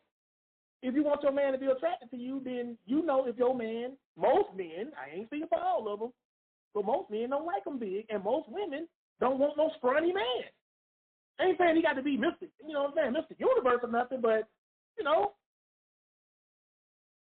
keep it up, baby, you know what I'm saying? You been in that gym, man. I like the way them arms and that chest looking, baby, Oh, for real, baby? You know what I'm saying? Matter of fact, I'm on the way to the gym right now, you know what I'm saying? Matter of fact.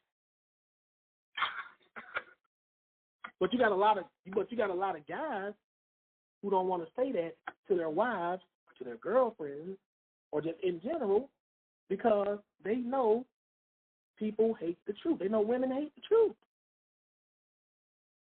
I'm trying to teach y'all you ain't got to love it, but you can accept it. You follow what I'm saying? I ain't trying to force nobody to accept. To love it. You follow what I'm saying? It could be hurtful, but accept it though.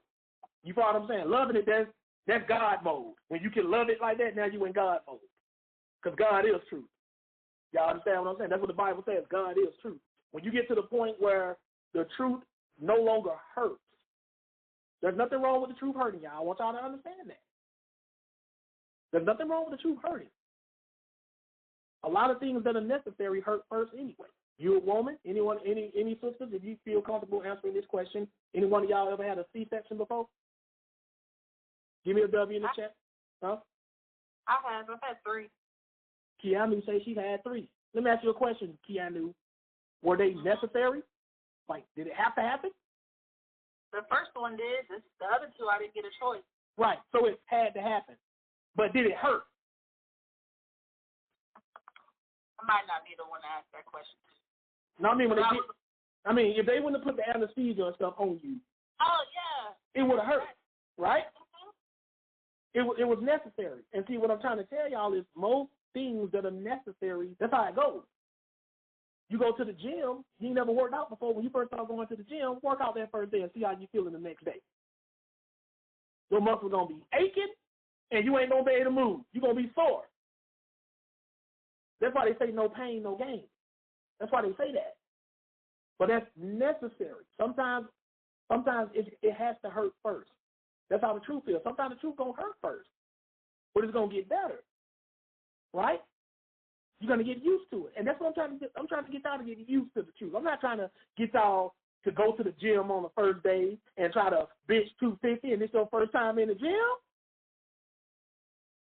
But I guarantee you, you stick around, you're going to be benching 250 in this truth. It's going to hurt at first, though.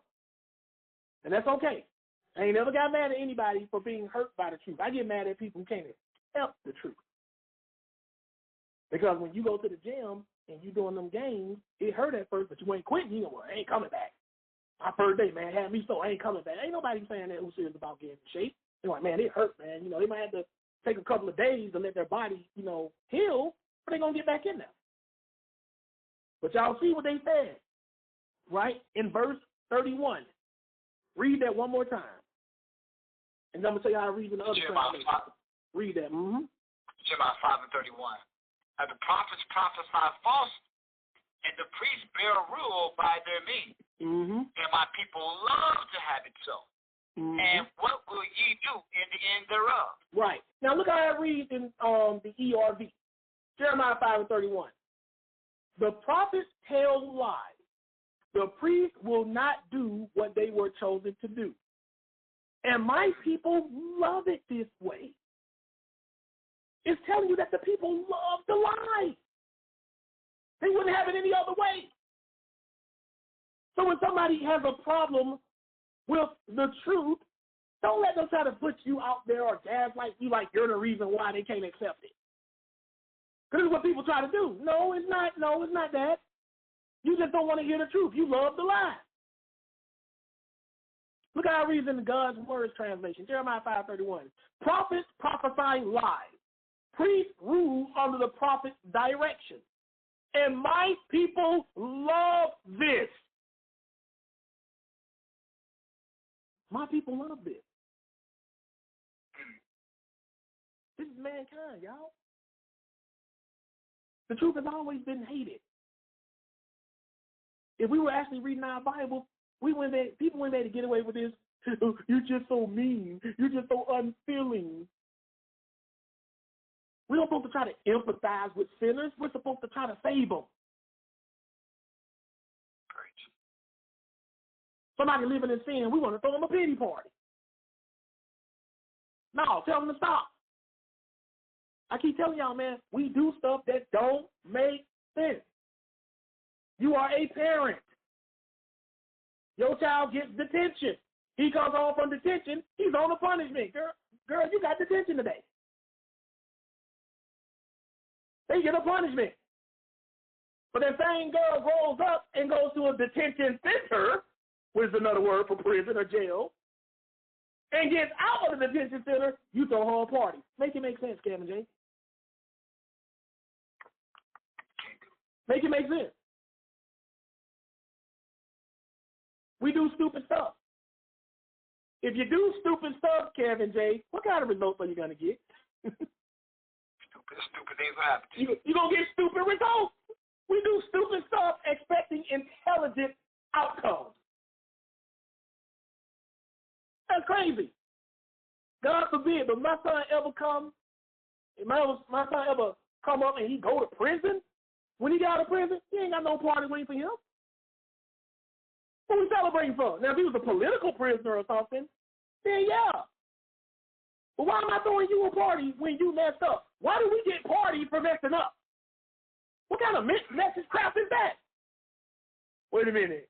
I was in a drive-by, Dad, right? And I shot at some people that got me on an attempted murder. I just did 10 years in the pen. I get out, and they invite the whole family, too, cousins, aunties, everybody over there. Welcome home, Kevin J. Who does that? You see, the truth is that person messed up. The truth is they deserve to go to prison. The truth is they don't deserve a party when they come home from prison. That's the truth.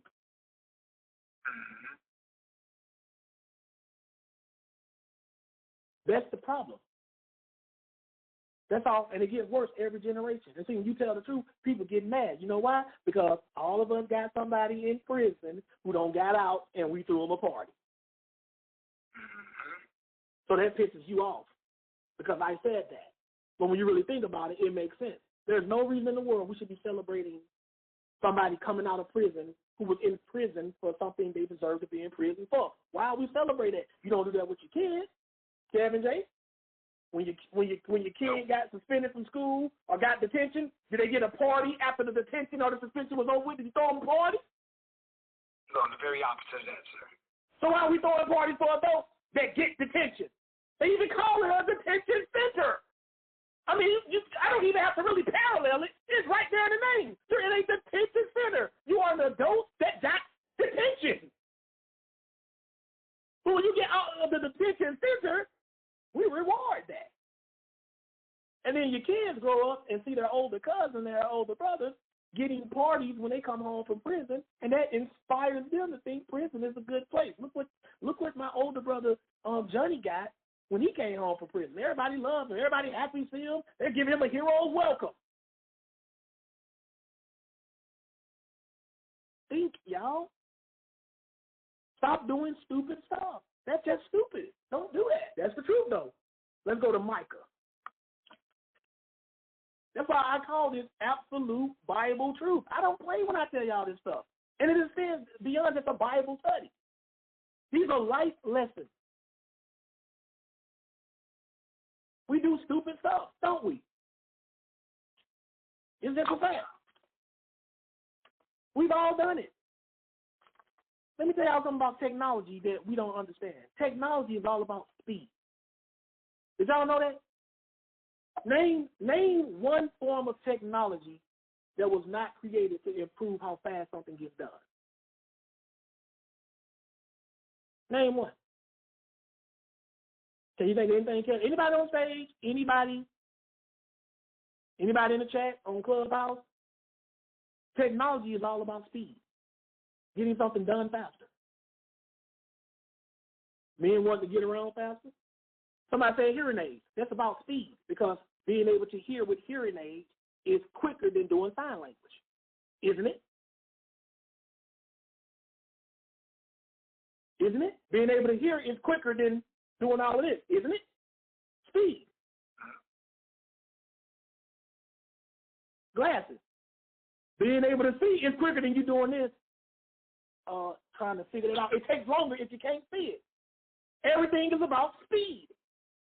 VPNs, what they do, they block your IP address, right? So you won't have to take time to go through the hassle if somebody hacks you.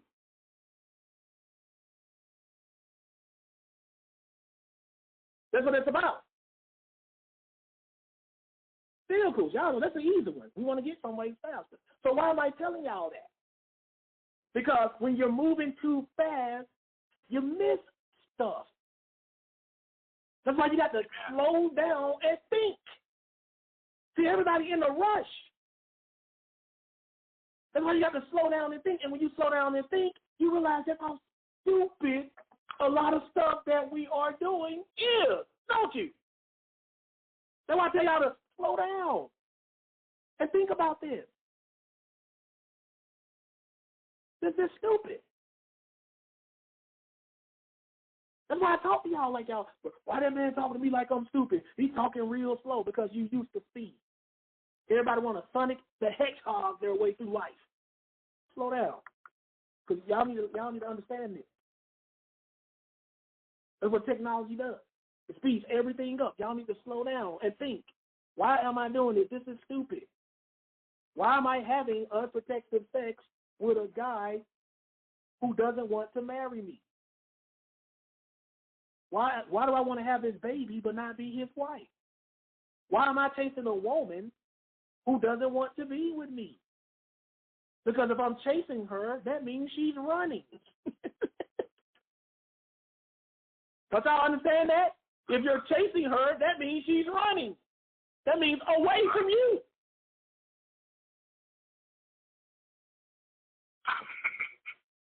See, when you slow down and think and start self-reflecting, see, I like to ask myself questions. I ask myself. See, when you ask yourself questions, then you're forced to answer your own question. See, that's what I want y'all to start doing that. See, if I ask you a question, you can just get quiet. Like Kevin J, why would you do that? You know, but if Kevin J asked himself that question, the way the mind works, because it's his mind is going to answer that question whether he tries to block it out or not. His mind going to make him answer that question. Right. That's why I question myself a lot. Because I know if I question myself is going to answer that question. That's how you deal with the truth. Like, why did I get triggered when Brother Josh said this? Just ask yourself that. We know you were triggered. We know you mad. You know you mad. But why did I get triggered? And when you answer that question, then your true self is going to tell you the truth. You're going to say, you got mad because you know he's telling the truth about you and you need change, and that hurt your feelings. That's the reason why when you get somebody on here and you question them with a direct question, they just get quiet. So they can get quiet to you, but they can't get quiet to themselves. So question yourself. Why did I have sex with this man who didn't want to put a ring on it, and I let him get me pregnant? Why did I do that? Well, because I loved him. Okay, but was that smart? See, that's what you'll say to me, Kevin J. Was that smart? See, you're going to hesitate. Right. But your mind is going to be quick. No, that was not smart. That was stupid. Why you do that? Right. You know what I'm saying? Ask yourself. But let's move on. We're in Micah. No, we're not in Micah yet. We're in Jeremiah 23. Let's go to Jeremiah 23. Oh, you said Micah first. Yeah. We'll go to Micah after that. Jeremiah 23. All right, Jeremiah. Go back. All right. I keep telling y'all, man, y'all know stuff. Y'all know this. Y'all know this. Y'all know this. I got this stuff. See, my job, I keep telling y'all, man, it's already in you. All I do is just wake it up. That's all I do. It ain't really nothing deep to what I do. Y'all already know this stuff because God already put it in you. We just sleep. That's all it is, right? I'm not really creating soldiers so much as I'm just waking up soldiers. You're already a soldier. You just sleep. All I'm doing is wake you up. Hey, man, time to fight. Get up. Y'all, we already know stuff. This is Jeremiah 23, 16 and 17. Now read this. Jeremiah 23, verse 16. Thus said the Lord of hosts, hearken not unto the words of the prophets that prophesy unto you. They make you vain. They speak a vision of their own heart, and not out of the mouth of the Lord. Just like all these people talking about these eclipses and stuff. Jeremiah was dealing with false prophets in his day too. There's nothing new under the sun. Nothing new. Oh, there's an eclipse. God did not send them to tell you that. It's of their own heart. God did not tell them that. Y'all think everybody is a prophet just because they say so. We're the most trusting people in the world when it comes to our spirituality. But if I take you on a car lot, you'll be there arguing with the dealer all day trying to get the best deal. Right. You'll be there all day. But when it comes to your spirituality, well, if he says it's a prophecy, it's a prophecy. But you go to a car dealership, you want the car, facts, everything. You're a smart shopper when it comes to your car, but dumb as hell when it comes to your pastor. Y'all need to shop for y'all pastors the same way y'all shop for y'all cars. Great. That's how y'all need to be. But we don't do it like that. I keep telling y'all, man, slow down. Just slow down. That's the fault. That's the Krabby Patty secret formula. Slow down. That's what it is. Just slow down and think. You'll see it. That's why I take note. That's why I'm telling y'all, man. This is a conspiracy. That's why they want you moving fast. Because when you're moving real fast, you miss stuff. What happens if you're moving real fast? What happens to your vision, Kevin J, if you're moving really fast? What happens to your vision? Blur. It blurs. That means you can't see. Right. That's why everybody wants you moving fast. slow down and think about what you're doing. If you do that and just question yourself, you already know the answer. Why am I doing this? 2 questions, y'all. Y'all ready for this? Get your pens and paper out. I'm about to give y'all the Krabby Patty secret formula. Y'all ready? Give me a W in the chat if y'all ready for this. 2 questions. Why am I doing this? And does this make sense? Those are 2 questions you got to ask yourself. Why am I doing this? And does this make sense? That's it. I got that from Jesus. What do you mean? Jesus never said that. What they asked Jesus, what are the 2 greatest commandments? He summed it up in 2 things. That's what I'm doing for y'all. I'm summing it up in 2 things. Why am I doing this? And does this make sense? And you can answer both of those questions. Why am I letting this dude having sex with me with any protection, without no protection, and that's not my husband? Well, because I love him. Okay, you answer the first question. Second question, does this make sense? No, because I'm not married to him, and we might not be together, and I'll just be a baby mama. Or I'll just be a baby daddy for the guy, from the perspective of the guy. So if the answer to your question, the second question is no, it doesn't make sense, then you need to stop doing it. If it doesn't make sense, stop doing it. Let me say it again, Kevin J., Jeff, Cheesy, Gideon Ortega. If it doesn't make sense, stop doing it. Is that too deep for y'all? Nah. Is that too deep? Do I got to simplify it even more? If it doesn't make sense, and if you ask yourself the question, does this make sense? And you start like with the answer no. If you even got to say it's already no, it don't. Because stuff that don't make sense, because stuff that do make sense, you ain't got the stutter to figure that out. Does it make sense? See, that's why I love to question women. See, when I ask women stuff and they know it don't make sense, you know what they going to do? They going to give you that, see, that is no. Translation, no. See, I speak womanese. I speak womanese. Y'all better learn it. It's a different language. I'm telling y'all, man, women got a different language. You better become fluent. You ask them the question of logic. Does that make sense to you? No. Translation, no.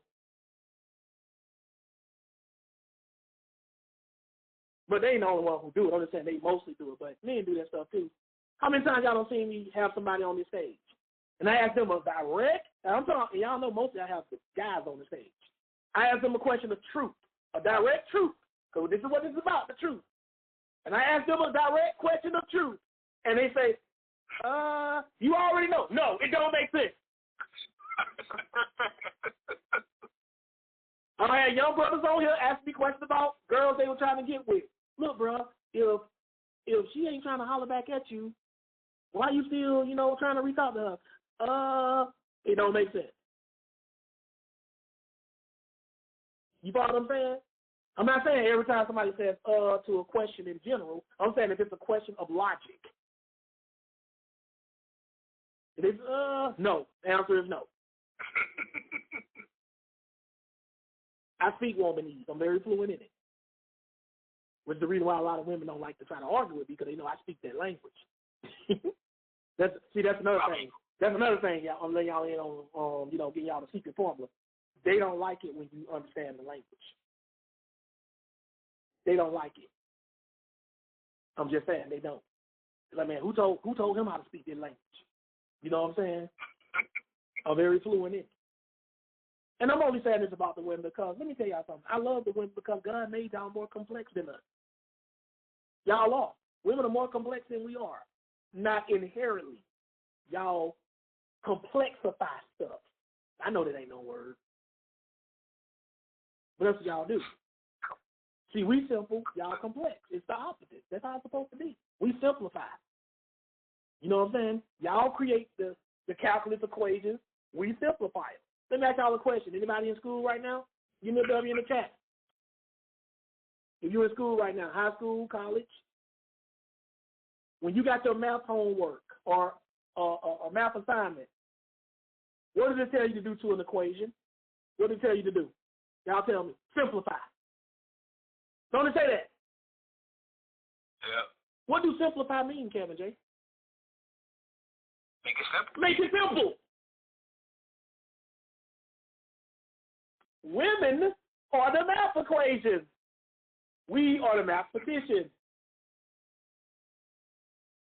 Men are the mathematicians. Y'all are the equations. Y'all understand? Not one is not better than the other. One is not worse than the other. This is the truth. We the mathematicians. Y'all are the equations. Our job is to simplify it. Make it simple. That's all it is, y'all. That's what it is. But some equations are difficult for the sake of being difficult. But that's another lesson. Let's move on. That's another lesson, though. That's another lesson. And when you do that, that's when I start saying stuff like, yo, the dog ate my homework. That's when they start acting like that, I'm like, yo, the dog ate my homework, bro. You feel me? That's when I start saying stuff like that. I mean, I ain't got it. I didn't do it. You know, that's the excuse. When you didn't do your homework, you say the dog ate my homework. That means I didn't do it. Right? But look, let me show y'all how this reads. Did you read verse 17? No. Yeah, read verse 17. No, I stopped at 16. Yeah, read verse 17. Let me show y'all something. In Jeremiah 23 and 17. They say still unto them that despise me, the Lord hath said, ye shall have peace. And they say unto every one that walketh after the imagination of his own heart, no, evil shall come upon you. Look what these false prophets say. They say still unto them that despise me, the Lord hath said, ye shall have peace. In other words, prosperity, because in the Hebrew, that word peace can also mean prosperity. That word shalom, it can also mean prosperity or blessing, right? And they say unto everyone that walketh after the imagination of his own heart, that means people that do what they want to do, no evil shall come upon you. Like these people telling these homosexuals, you're not going to go to hell for being a homosexual. Nothing bad is going to happen to you. That's what the pastors are telling them. Not all of them. But let me show y'all how this reads in the other translation. I keep telling y'all, man, people hate the truth. They hate it. It's not you. Don't let them gaslight you, because they'll try to gaslight you. He just, no. Well, she just, no. Just, you hate the truth. You just hate the truth. You don't like it. It's simple as that. You don't like it. This is how it reads in the ERV. Right? This is Jeremiah 23. We're going to read verse 17. Look what it says. Some of the people hate the real messages from the Lord. So the prophets give them a different message. They say, you will have peace. Some of the people are stubborn. They do only what they want to do. So the prophets say, nothing bad will happen to you. Who's that sound like today, Kevin J? Oh, that sounds definitely like the church. That's the church. Christian church. That's the Christian church. They tell people who do what they want to do, ain't nothing bad going to happen to you. This is how it reads in the contemporary English version. Look at this one, Jeremiah 23:17. These prophets go to people who refuse to respect me. They refuse to respect the Lord. I mean, they refuse to obey his laws and commandments. And who are stubborn and do whatever they want. The prophets tell them the Lord has promised everything will be fine. Wow. The truth has always been hated. And people have learned that there's a lot of money in lies. In other scriptures, it'll tell you that they were doing it for the money. So there's a lot of money in lies, y'all. People don't like the truth. They hate it. That's why people hate what I do. And they try to blame you. That's what people do. They'll try to blame you. They ain't going to be like, you know what? It's me. I just don't want to do what God says. It's me. It ain't you, Josh. It ain't you, Kevin J. It ain't Ortega, Cheesy, Jeff, or Gideon, Ariel, Keanu, Nautica, Auntie Steph. It's not y'all. It's me. I don't want to do what the truth says. Pride gets in the way, and they're going to make it seem like you're the problem. Tell me what I want to hear. And this is not just in prophecy. This is also in politics. That's how we got the PC era. Politically correct. Politically correct is just another way of saying, lie to me. Tell me what I want to hear. Don't call me fat. Don't do that. What's wrong with you? But you're fat. No. Don't do that. Well, you're overweight. Well, it's called body positivity. Y'all ever heard that term before? You ever heard that before, Kevin J? Ortega? I never heard of that. Oh, y'all don't know about y'all don't know about body positivity, do y'all?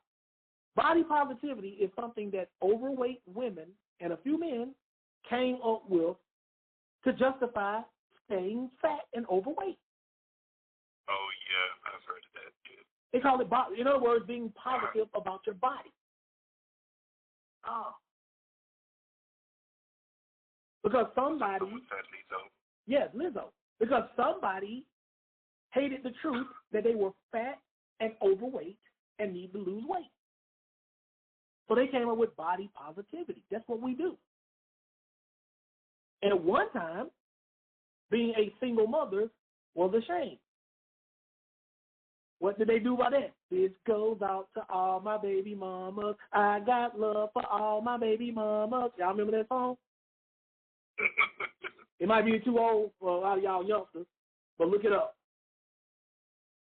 M-A-B-A-B-A-B-Y. This goes out to all my baby mamas. So, in other words, they're trying to make being a single mother. That's what they do. Look up the song. I forgot who was saying it. See, that's what we do. Well, that's what this world does when they hate the truth. This ain't a shot at nobody. You know what I mean? This ain't. But in the Bible, if you are a single mother, if it's not because your husband died, that makes you a failure. That's the truth. That's a mistake. You follow what I'm saying? What do you call a divorce, Kevin J? That's a failed marriage. It is. That's what a divorce is. Do everybody agree with that? Is a divorce a failed marriage, a marriage that didn't work out? Is it? Or we're going to try to put a positive spin on that, too? No, it's negative. Somebody chat off, not always. See, I told you, can't handle the truth. Not always. The definition of divorce is failed marriage. Yes or no? If you're divorcing somebody, that means something went wrong. Yes or no? Yes or no? Y'all tell me. If you get a divorce, that means something went wrong. Don't nobody just get a divorce. Even if you say somebody divorced me for no reason, that was the wrong part because they were wrong for divorcing you for no reason. Right? If somebody do something wrong for you for no reason, ain't that wrong, Kevin J? Yeah. So if somebody divorces a good woman or a good man for no reason, ain't that wrong? Y'all make is it? Tell me. Kevin? Ortega? It's wrong. That's wrong. So how's somebody going to try to tell you that a divorce is never wrong? If you're getting a divorce, something went wrong. There's nothing positive about a divorce. Something happened and there was an effect. Yeah. Right. See, like I said, whoever in that chat, you know, they can't handle that truth because they probably a divorcee. Or their mom and dad was a divorcee, and they don't want to accept that a divorce. I'm 19. Exactly. That's why you need to shut up, because you're 19. You ain't lived. Exactly. You just told on yourself right there. So you need to ask yourself these two questions. You need to ask yourself them two questions. He's 19 years old. That means he probably hasn't even been in a committed relationship. But he's over there running his mouth about marriage and divorce. You see what I'm saying? That's the problem, right? 19 years old, probably never even been in a committed relationship for longer than 3 months. Because y'all know little kids, they don't be falling in love and staying in love that long, usually. Right? But don't even understand that people get divorced when they can't work something out. That's why people get divorced. I mean, you're 19 years old and you don't know that? You're 19 years old and don't know that people get divorces because they don't want to be together. I mean, they don't get along. Somebody don't like somebody anymore. Somebody cheated. Y'all tell me, if I'm tripping, somebody give me a situation where a divorce happens and nobody did anything wrong. Go. Anybody try it? Go. Give me a situation where somebody got a divorce and nothing went wrong. Like, we're just going to get a divorce. You can't. Because by definition of the word, when you get a divorce, that means the husband or the wife or both got a problem. Somebody don't like somebody no more. Maybe you fell out of love with them. There's nothing positive about it. But none of that matters. What matters is divorce means a failed marriage. Failed marriage means a marriage that did not continue. That's what a failed marriage is. That means somebody failed. And divorce is obviously a trigger word for that young man or woman who's saying that. That's a trigger word. See? They always come in and prove me right. Y'all see how much people hate the truth? Now, we can't even admit that divorce means failed marriage anymore. You know why? Because that word failure in there. You know, nobody like that word failure, Kevin J. They don't like that. No, man, don't say the marriage failed. Say, the marriage didn't work out. Or the marriage ended. I told you, the truth has always been hated. And we always have somebody coming here to prove my point. See, I'm a man. I don't get in my feelings. I can say my mom and dad got a divorce because the marriage failed. I ain't going to get all in my feelings like this snowflake generation do. Don't say divorce. Say they separated. Say they couldn't work it out. Say they couldn't get along. Don't say the marriage failed. Hey, man, you failed the test. Don't say I failed the test. Just say I didn't pass. You know what I'm saying? 19 years of saltness. You know what I'm saying? You need a book of sessions, dude, so you can, you know what I'm saying? So I can get you ready for this blizzard, this winter. You know what I'm saying? Because when you get your kids ready for winter, they don't become snowflakes. Y'all don't know how to deal with this winter. Wintertime is coming. I'm trying to get y'all right. You know what I'm saying? Everybody, you can't handle the truth. Don't say that. Go to any therapist. Y'all think I'm the only one saying this? Go to any therapist. If you get because most people, they recommend that you get a therapist after you get divorced. Did you know that, Kevin J? Cheesy. Anybody ever knew that? I'll say it again. If you get a divorce, most people recommend both people go to therapy after a divorce. It feels like a long marriage.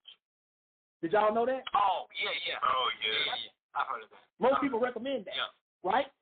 If you go to your therapist, they're going to ask you, why do you think your marriage failed? They're going to use the word failed. That's why you hear a lot of people say, I don't believe in therapy. That's the dumbest thing I ever heard. You don't believe in therapy? That's like saying you don't believe in medicine. Therapy literally means healing. Look up the word. Look up the etymology of the word. It literally means healing. You don't believe in healing? And you got stupid people that say that, I don't believe in therapy. You don't believe in healing? You don't believe you can be healed? Red flags, brothers and sisters. You ever meet anybody you're interested in, they say they don't believe in therapy, end that relationship. Don't pursue any further, because they're letting you know that they are comfortable in their poison, in their toxin. That's what they're telling you.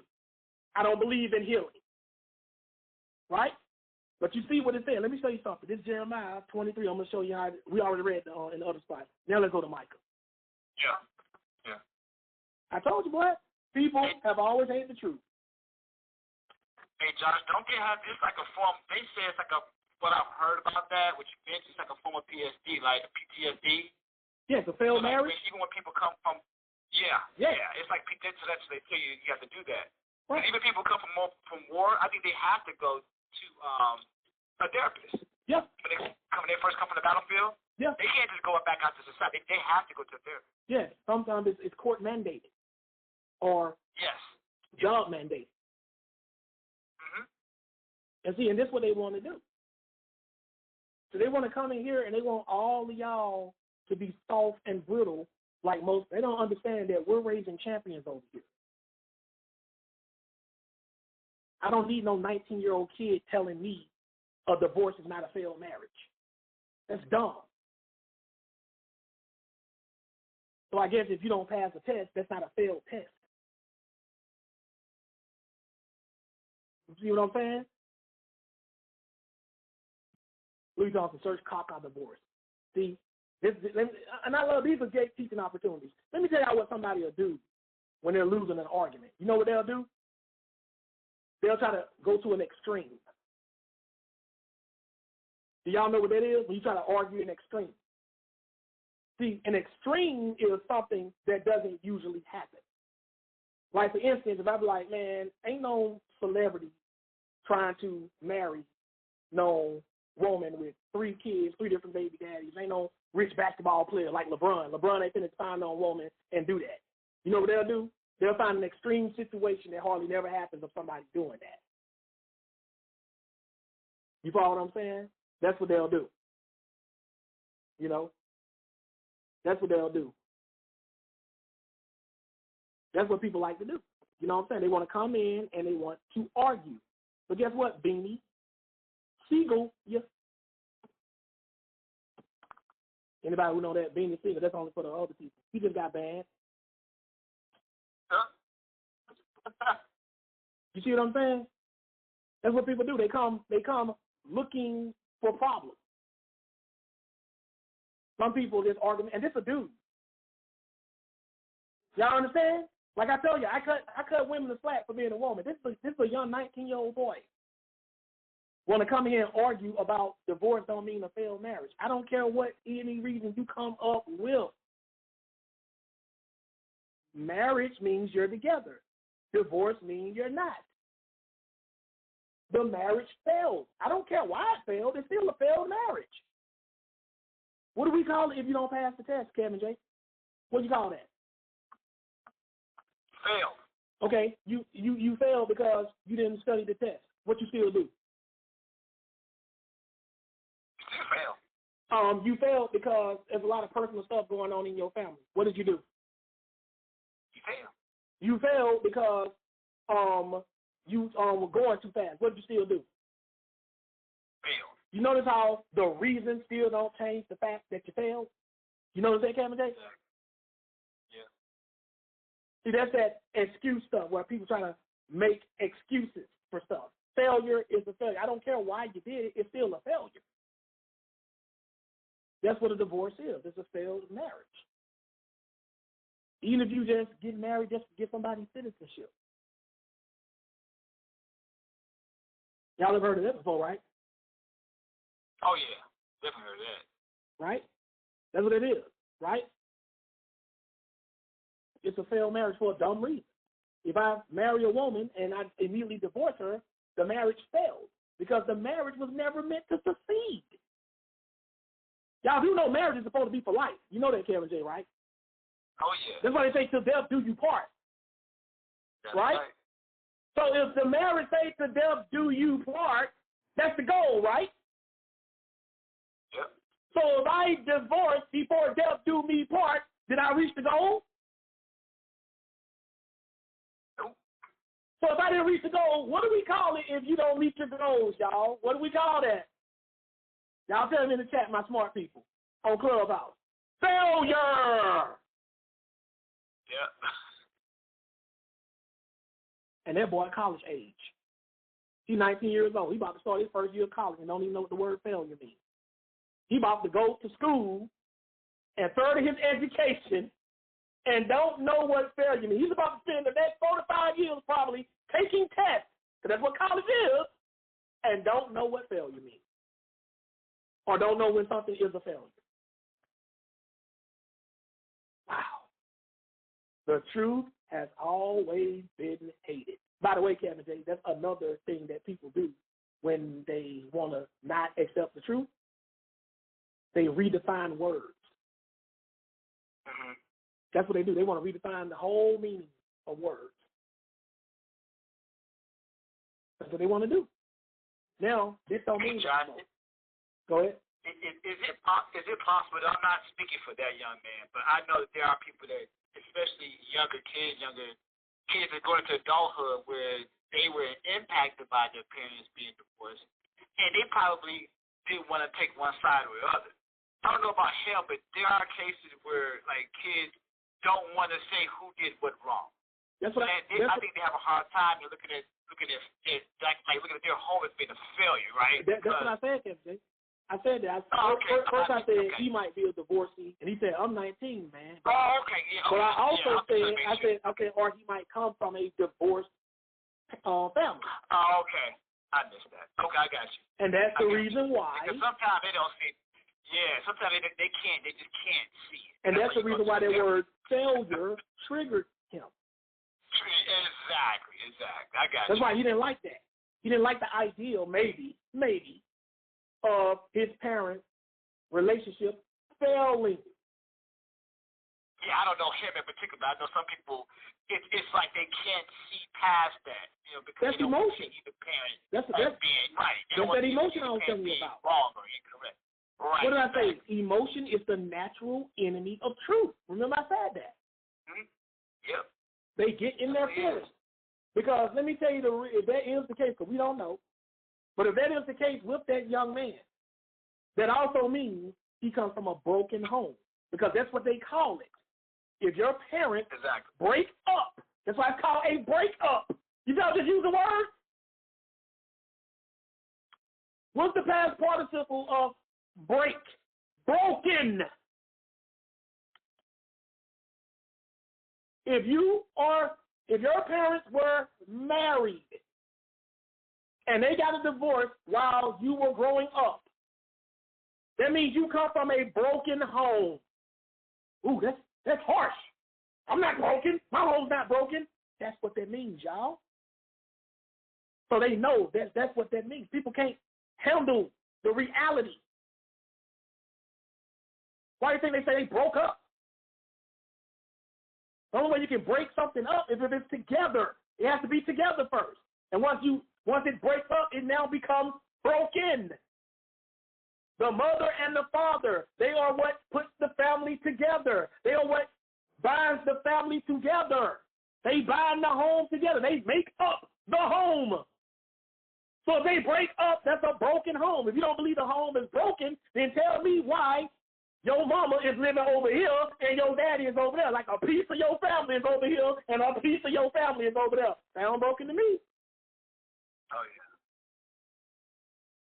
We hate the truth so much that we can't even handle basic stuff, right? If I take this pencil right now and break it in half, and I put a piece over here and a piece over there, you're going to say, well, guys, you broke it, and one piece of it is here and one piece of it is there. When people get divorces, they usually separate. Is your mama your family? Yeah. Is your daddy your family? Yeah. So that means a piece of your family is over here and a piece of your family is over there. That's called a broken home. Get out of your feelings. It ain't your fault.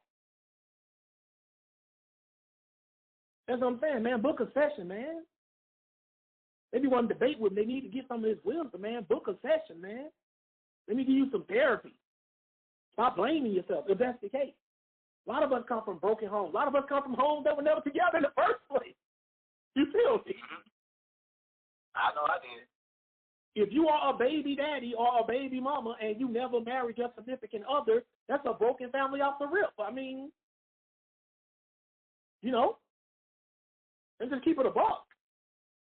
I can handle that. I can handle the truth. Truth ain't never made me mad. Truth motivated me. That's what the truth's supposed to do. It's supposed to motivate you. Preach. That's what it's supposed to do. That's what people want to do. The people want to get in their feelings about stuff, man. That's what I'm trying to tell you. The truth has always been hated. And what makes people hate it primarily are their feelings or emotions. Nobody wants to be called broken. But a lot of us are broken. That's why it says Jesus came to heal the spirits of the brokenhearted. Right. That's all of us, y'all. That's why we need Jesus. He had to heal our broken heart. Our spirits were broken. He came to heal that. What is wrong with people? But I told y'all, people hate the truth, and this PC generation, you can't even say everything's a trigger word. Failure is a trigger word. Don't say that. Some people don't even like to use the word divorce. Look it up. They don't even like to use the word divorce. Did y'all know that? We're separated. Even though separation can be not living together but still legally married. But they don't even like to use that word. Right. They don't even like to use that word divorce no more. Or we're taking a break. Break's supposed to have a time limit on them. You go to job, they give you a lunch break.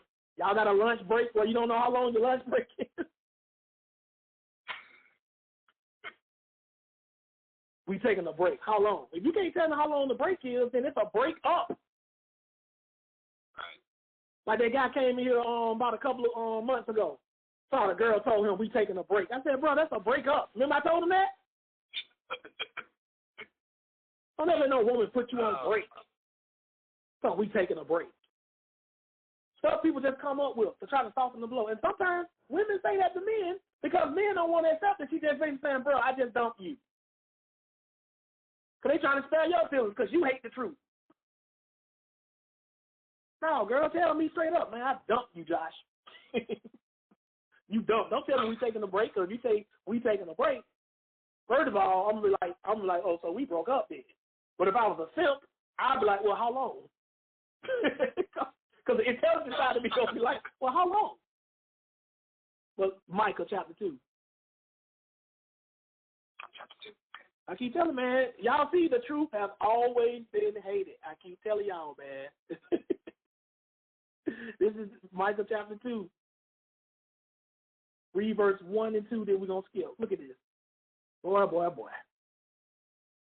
This is Micah chapter 2 and verse 1. Mm-hmm. Woe to them that divide iniquity and work evil upon their beds. Mm-hmm. Where the morning is light, they practice it, because it is in the power of their hands. Now, God said, warn to them. That means trouble comes to these kind of people. This is what was going on in the prophet Micah's time. And it's going on now. Woe to them that devise iniquity and work evil upon their beds. When the morning is light. That means from the time they wake up, they're planning wickedness. You feel me? Right? When the morning is light, they practice it because it is in the power of their hand. Next verse, please. 2. And they covet fields, and they take them by violence, and houses, and they take them away. So they oppress a man and his house, even a man and his heritage. Look how wicked the children of Israel were back in the day. It says, and they covet fields. I mean, they desire something that don't belong to them. Right? And take them by violence. If that was happening today, it would be like I see Kevin J's house, and I break in his house and violently force him and his family out and take his house from him. They were doing this all the time of the children of Israel. Like, oh, man, Kevin, Jay, that's a nice house you got, man. I'm about to just basically take your whole house from you by force. That's what they were doing back then. Right? It says, and take them away, so they oppress a man and his house, even a man and his heritage. Because back then, if you had a house, it was usually left to you for your heritage. That's what they were doing. right? But watch what it says about these people. Skip down and read verse 11 because the prophets tried to tell them this stuff wrong. Watch what it says. Read. Micah 2 and 11. If a man walking in the spirit and falsehood do lie, saying, I will prophesy unto thee of wine and of strong drink, he shall even be the prophet of his people. Now look what it says. And we're going to see what that means. It says, if a man walking in the spirit and falsehood do lie, saying, I will prophesy unto thee of wine and of strong drink, meaning I'm going to prophesy that you're going to get a lot of wine and strong drink. He shall even be the prophet of his people. In other words, somebody telling them what they want to hear, that's who they're going to say, that's who we want to be our prophet. And let me prove that to you. We're going to read this first in the ERV, Micah 2 and 11. Easy to read version. So y'all can see I'm not making this stuff up. Look what it says. These people don't want to listen to me. But if a man comes telling lies, they will accept him. They would accept a false prophet if he comes and says, there will be good times in the future with plenty of wine and beer. Wow. Truth, y'all. Yep. They hate the truth. It's always been that way. Look how it reads in the GW, God's Word, Micah 2 and 11. Liars and frauds may go around and say, we will preach to you about wine and liquor. They would be just the type of preacher you want. They want a bunch of liars and frauds to be their preacher candidate.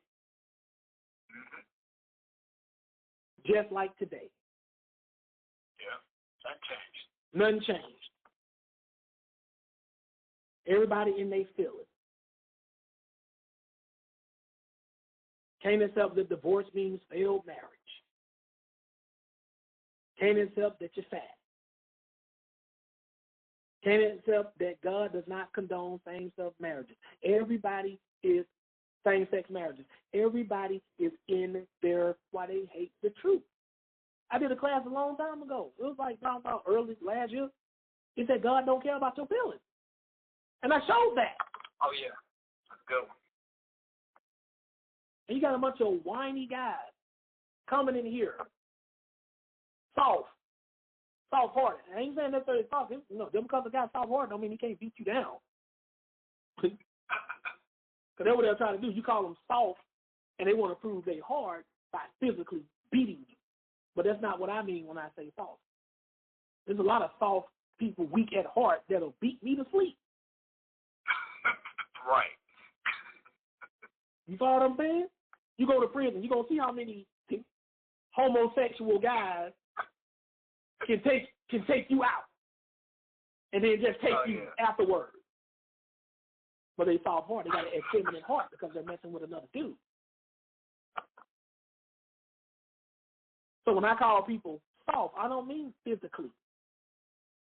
I mean you're soft-hearted. You're sensitive emotionally. And young men don't supposed to be all sensitive like that. That's the problem. Everybody's so sensitive. Everybody walking, you can't even say anything. I'm not talking about insulting people. Yeah, you're supposed to get offended if somebody insults you, but you can't even say the truth anymore. A harsh truth. You're fiend. Miss me with that, man. Get off the feelings, man. You know, and you know the ironic part about this world is, that's how you know Satan runs this world, Kevin, because it's confused. Satan tries to make you extra sensitive, but yet he has you in the world where he don't care about your feelings. Right. Do y'all think the world cares about how you feel? Seriously, do y'all think that? Y'all tell me, Keanu, you think the world cares about how we feel? Not at all. They don't. So why is this same world trying to tell you to be extra sensitive? They're trying to make you extra sensitive, and yet at the same time, they don't care about how you feel. That's called setting me up for failure. If you're going to try to make me extra sensitive in this world, then you need to make this world extra soft.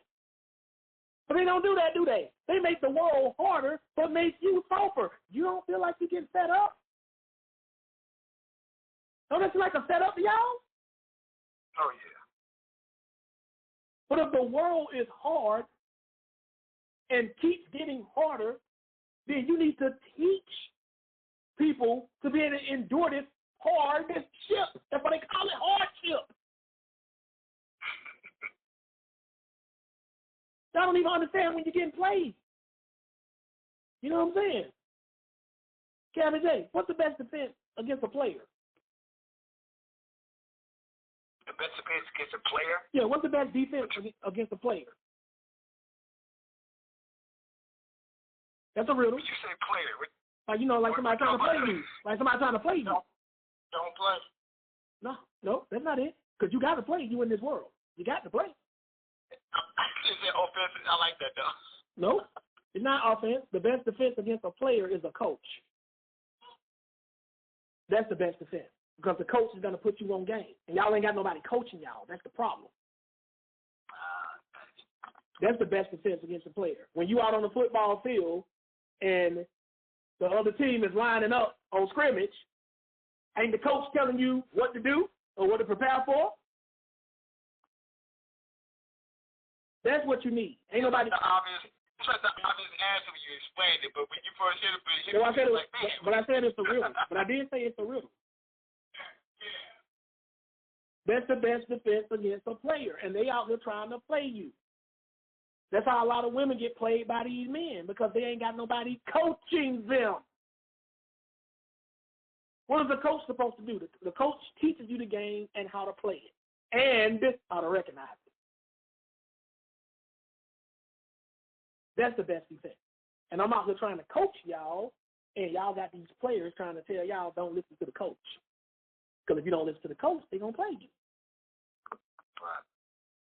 That's the best defense against a player, a coach. Who has the highest rank, Kevin J? A player or the coach? Oh, coach. Exactly. So they trying to play y'all. I'm trying to coach y'all. See, that's the difference. They trying to play you. I'm trying to coach you. And a player can't stand the coach. Or the other team, anyway. They can't stand him. Man, he see every play we do. In today's game, players are getting coaches fired, man. Exactly. Athlete generation. Yeah. That's why they can't stand the coach. Get him up out of here, man. He got to respond for every play we make. That's who I am. People, I'm a player. Well, I'm the coach. See, they don't impress me. You being a player. You just the player. I'm the coach. That's a high position. That means I got you figured out. You follow what I'm saying? And a player can't play the coach. He can play another player, but he can't play the coach. That's why I be trying to tell y'all. And what happens? They come in here, well, you know, this, that, that. No. We ain't gonna let. I'm not gonna let them do that to y'all. I tell y'all the truth because I want y'all to win. Like a coach wants his team to win. What type of coach don't want his team to win? Y'all on my team. Y'all come here every week, listen to me, and y'all trust me. I'm y'all coach, and I want y'all to win. What type of coach wouldn't want his team to win? Y'all on my team. Why would I want y'all to win? Y'all wearing my jersey. Of course I want you to win. But look what it said about that in verse 11. And we read it already in the ERV. Yep, let's move on. Right. Let's go to, and we read in the CEV too. I didn't get in the CEV yet. Yep, Micah 2:11, contemporary English version. The only prophet you want is a liar who will say, drink and get drunk. That's the only prophet they want. This has always been a problem, y'all. It's always been a problem. Truth has always been a hurdle for people. It's always been. But God has always condemned people that don't want to hear it. The truth has always been hated. And it's always people's feelings. That's why I don't care about people. Feelings get you killed. And that's what everybody want to do. They want to lead with their feelings. First thing out their mouth, well, I feel. Y'all ever notice that? They lead with their feelings. Well, I feel. That's what we lead with. Get out your feelings, man. Get with the truth. That's why do y'all think social media is so popular? Y'all ever wonder why? Kevin J, why do you think social media is so popular? No, because people are constantly reporting how they feel, putting it out there. Yeah, but it's an escape from reality. Just look in the audience. Look at all these thumbnails. This ain't a shot at y'all. But I'm listening to y'all see your thumbnail tells a lot about where your fantasy lies. Like what you're into. This is not anything bad. I'm just letting y'all see. It's an escape for reality. See, I'm Brother Josh, but on social media, you got something called avatar. I can be anybody on social media who I want to be. That's why people create thumbnails and internet handles. Y'all ever notice that? We all do it. I'm not saying it's a bad thing. I'm just saying, go on people's channels. They they'll use their real name, but what's their channel name? Their channel name, that's that alter ego. That's that other self. Right. That's what they feeling that behind that name. Exactly. They can say that and not have no repercussions. Right. That's what it is. Like, look at my boy Neon Light. That's the senior apostle. That's what I call him. Right? Why do you think he chose the name Neon Light? That's not his name. That's some type of feeling or way he sees himself or what he's trying to do. We all do it. That's why people love social media. It's a great escape from reality. But the problem is we start to blur the lines between reality and fiction. See, Neon Light ain't about to go out into the real world telling people on his job, yo, I'm Neon Light. You follow what I'm saying? We got to understand that. See, we can draw that line. I can draw that line between y'all know I love some fantasy stuff. I'm always talking about anime and stuff. That's what I'm saying. But y'all need to understand that that's what social media has become. It's become a permanent getaway from the real world. That's why people come on here and they're in their feelings. They can't handle this truth. And what makes me so messed up is I bring the truth right in the middle of their fantasy. Right. Because I'm on social media and I'm putting out all this truth. They're like, man, just let us dream. I'm like Morpheus telling Neo, yo, you've been living in a dream world. That's why Morpheus had to come in the Matrix to tell Neo that he had to enter that dream world to tell Neo you're living in a dream world. Oh, and I got a documentary coming up about the Matrix. By the way, just letting y'all know that they're going to blow y'all mind. It's going to piss a lot of people off, but it is. And I've done a documentary about the Matrix before, but I got another one I'm working on too. Y'all going to see that, man. There's a lot of stuff going on in this world that we just don't know. But all you got to do is slow down. Just slow down. That's all you got to do is slow down and start asking yourself questions. Why am I doing this, and does this make sense? Those are two questions right there. Just slow down and do that. Why am I doing this, and does this make sense? Why am I with this girl? Because I love her, but does it make sense for you to be with her? Well, she don't ever answer my phone calls. She only calls me when she wants some money or need a favor. And I know she talks to other guys, so does it make sense for you to be going after her? No. Problem solved. We like to turn simple stuff into 3-hour debate. You know why? Because somebody hates the truth. When you hate the truth, it's always going to be an argument. When you accept the truth, conversation 10 seconds long. Is homosexuality a sin? Yes. Should we be sinning? No. 5 seconds, Kevin J. 5 seconds. Time it right. Start counting right now, Kevin J. Go. Is homosexuality a sin? Yes. Should we be doing it? No. 4 seconds. 4 seconds. 4 seconds. Do everybody know? Do every Christian know? Not agree with, but do every Christian know that the Bible says homosexuality is a sin? Do every Christian know that? Yes. Everybody should know that. Do every Christian know that sin is bad? Yep. Everybody should know that. So why are we having 3 and 4 hour debates with homosexuals about homosexuality being a sin or not? So they in their feelings? Because they in their feelings. That's why they came up with this thing called my truth. I hate when people say that. Your truth? Your truth? Another way of saying your truth is saying your delusion. That's what that means. That's what I'm trying to get y'all to see. Your truth. No, that's your delusion. Truth is universal. The sun is hot. Period. That's not my truth.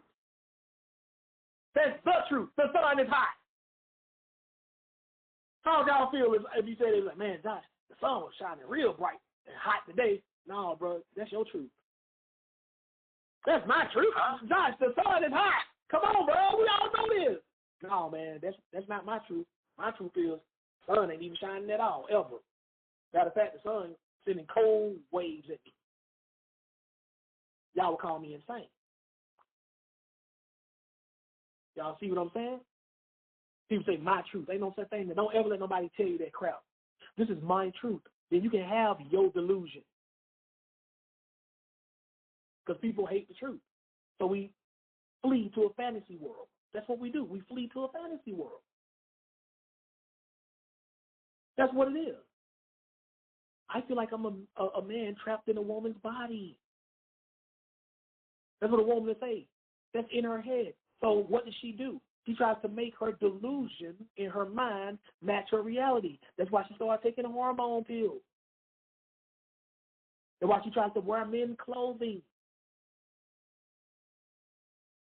You follow what I'm saying? That's your delusion. People don't like this type of stuff. People don't like you when you tell the truth. You're not popular when you tell the truth. They hate you. And it's always been this way. This is nothing new. That's why we got to tell people the truth. Jesus says he's the truth. The Bible says God is a God of truth. All about truth. No lies. You ain't got to be brutally honest all the time. You just got to be honest. God never told us to be brutally honest. He just told us to be honest.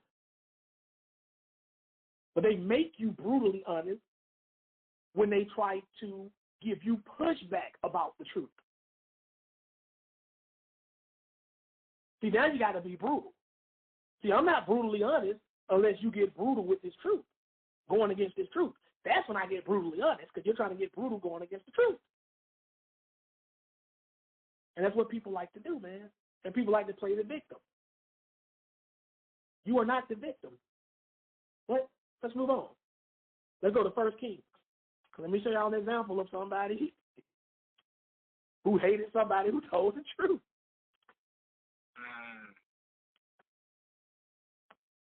It's always been hated.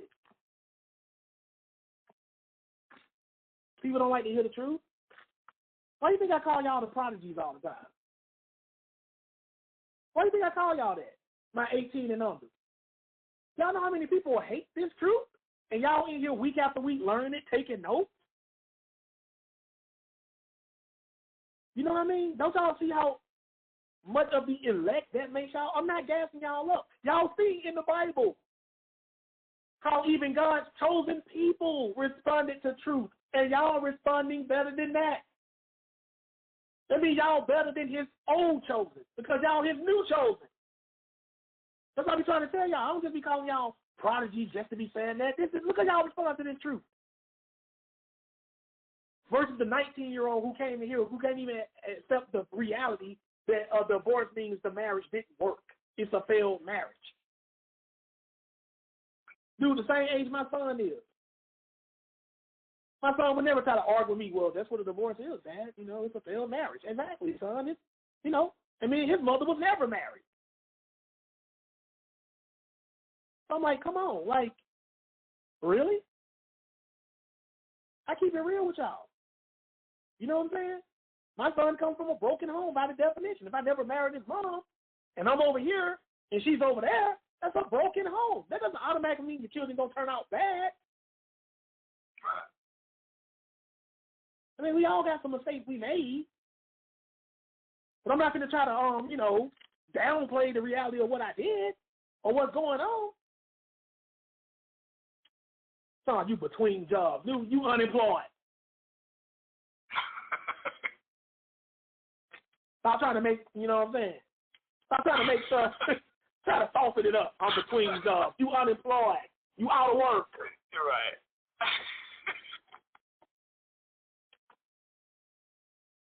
That was good. Also, broke is a state of mind. I love when they say that. I get the philosophy. You're not poor, you're broke. Okay. I appreciate the philosophy, but guess what? At the end of the day, broke don't pay bills and poor don't pay bills. I'm not broke. I'm just in between blessings.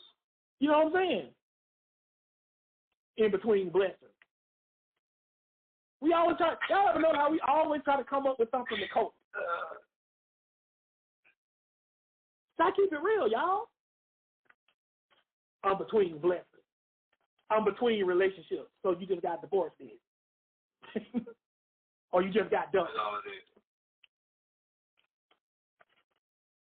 I didn't kill my baby. I aborted it. Oh. It hurt right there. See, that's what we like to do. We all see. That's what we do. We put words on stuff to try to, because we don't like the truth of what we're doing. That's what we do. We do this wordplay thing.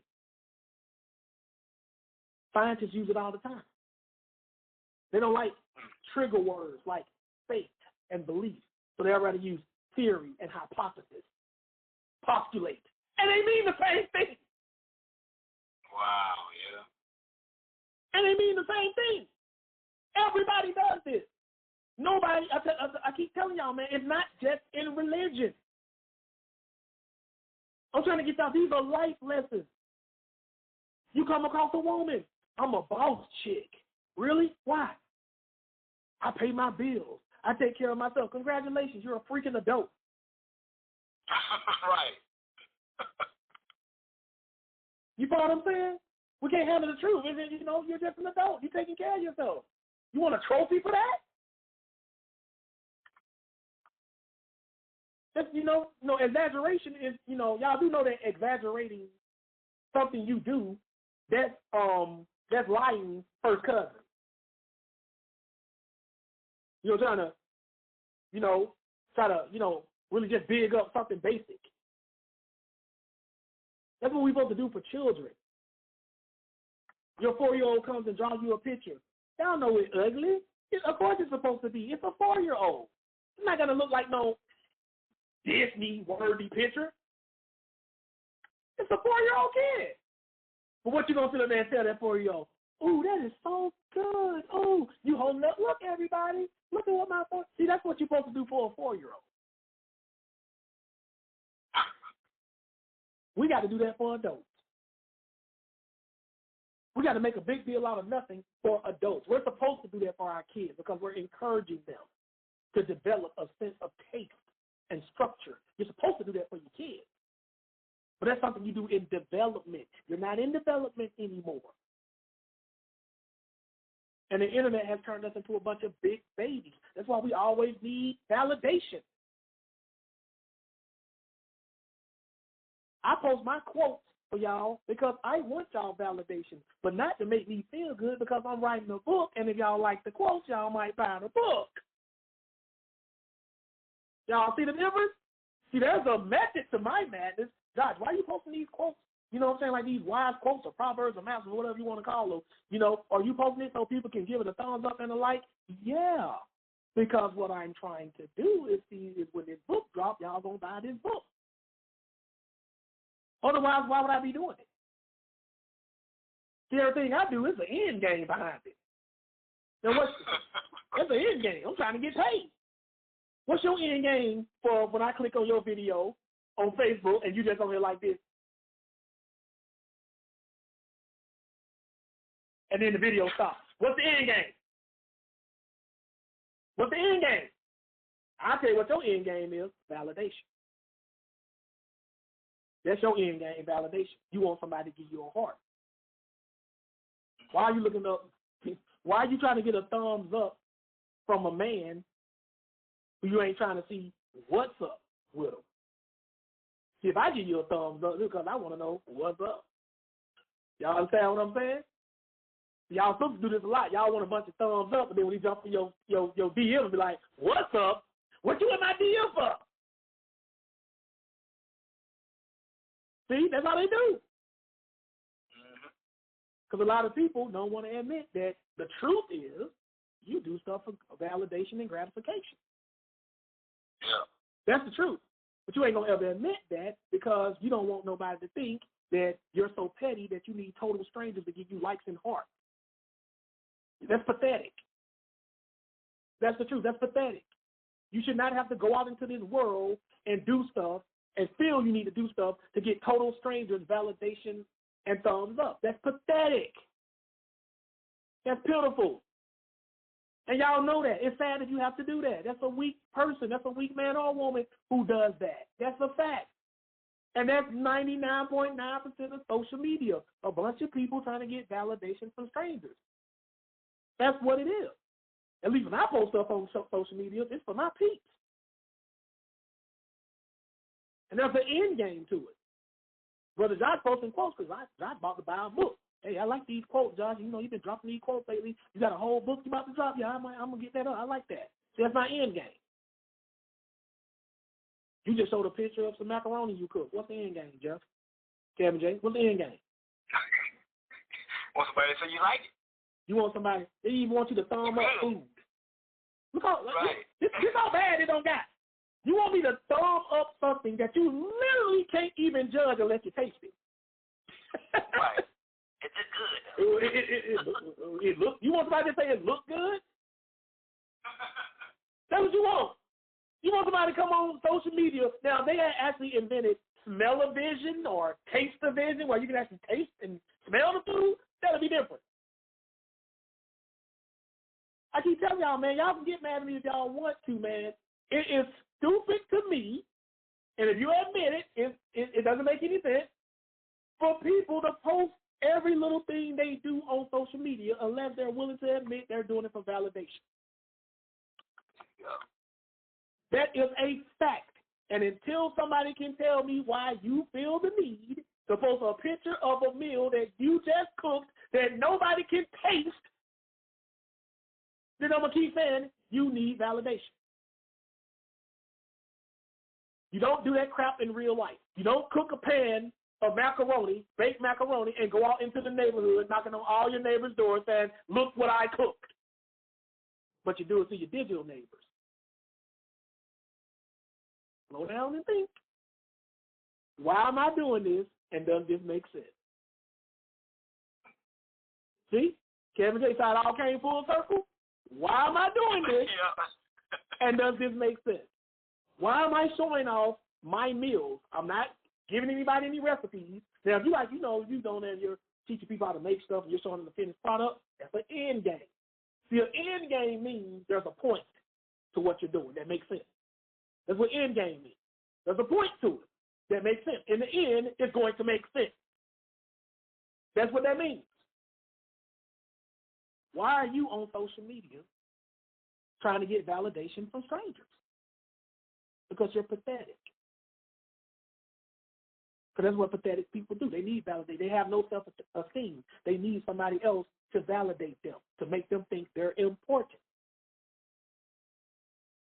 That's the truth. That's pitiful. Pathetic means pitiful. That's what pathetic means. It doesn't mean pitiful. It's pitiful. Okay, let me ask you a question, Kevin J., everybody else in the chat. It's the truth. Is it pitiful for somebody to need validation from strangers? Not loved ones, not family, strangers. Is that pitiful? Yes or no? Y'all tell me. I didn't say period. I did not say validation, period, is wrong or pitiful. I did not say that, did I? I said from strangers. That's pitiful. That's pathetic. So now, let's do the two questions. Let's do three questions. I want to see how many people are honest. Y'all know this is a class about truth. I'm going to see who hates the truth. MJ, I'm going to see who hates the truth. People in the chat, people on Clubhouse, anybody. Have you ever posted a picture of something you cooked or something you bought or just had a video of you just admiring yourself online. Have you ever done that? I only want people who've done it. Good job. Good job. I like that. I like that. See, they can be honest about doing it. I like that. Yeah. Okay. Now it's time for the 2 questions. Question number 1. Why were you doing it? Why were you doing it? That's the first question. Why were you doing it? There you go. For attention. They telling the truth. Somebody talking for memory's sake. That's in your phone. Stop the couch. That's crazy because I think about that whenever I was trying to do that one. Come on, for memory's sake. It saved in your phone when you took the picture, fool. Come on, for memory's sake. See, hate the truth. Hate the truth, see? Hate the truth. For memory's sake, really? So when you took the picture in your phone, it didn't save? What kind of phone you got? You did it for attention. You look at all the other people around, see, they don't hate the truth. They keeping it real. Now it's time for the next question, the most important one. Did it make sense? Did it make sense to try to get attention from strangers? See, that's honesty right there. That's honesty. And what did I say, Kevin J., when I brought it down real slow? If it don't make sense, what? Don't do it. See, these are real basic lessons. If it don't make sense, don't do it. That's easy. It don't make sense. Why are you doing this? But the truth is, we're pathetic. We're pitiful.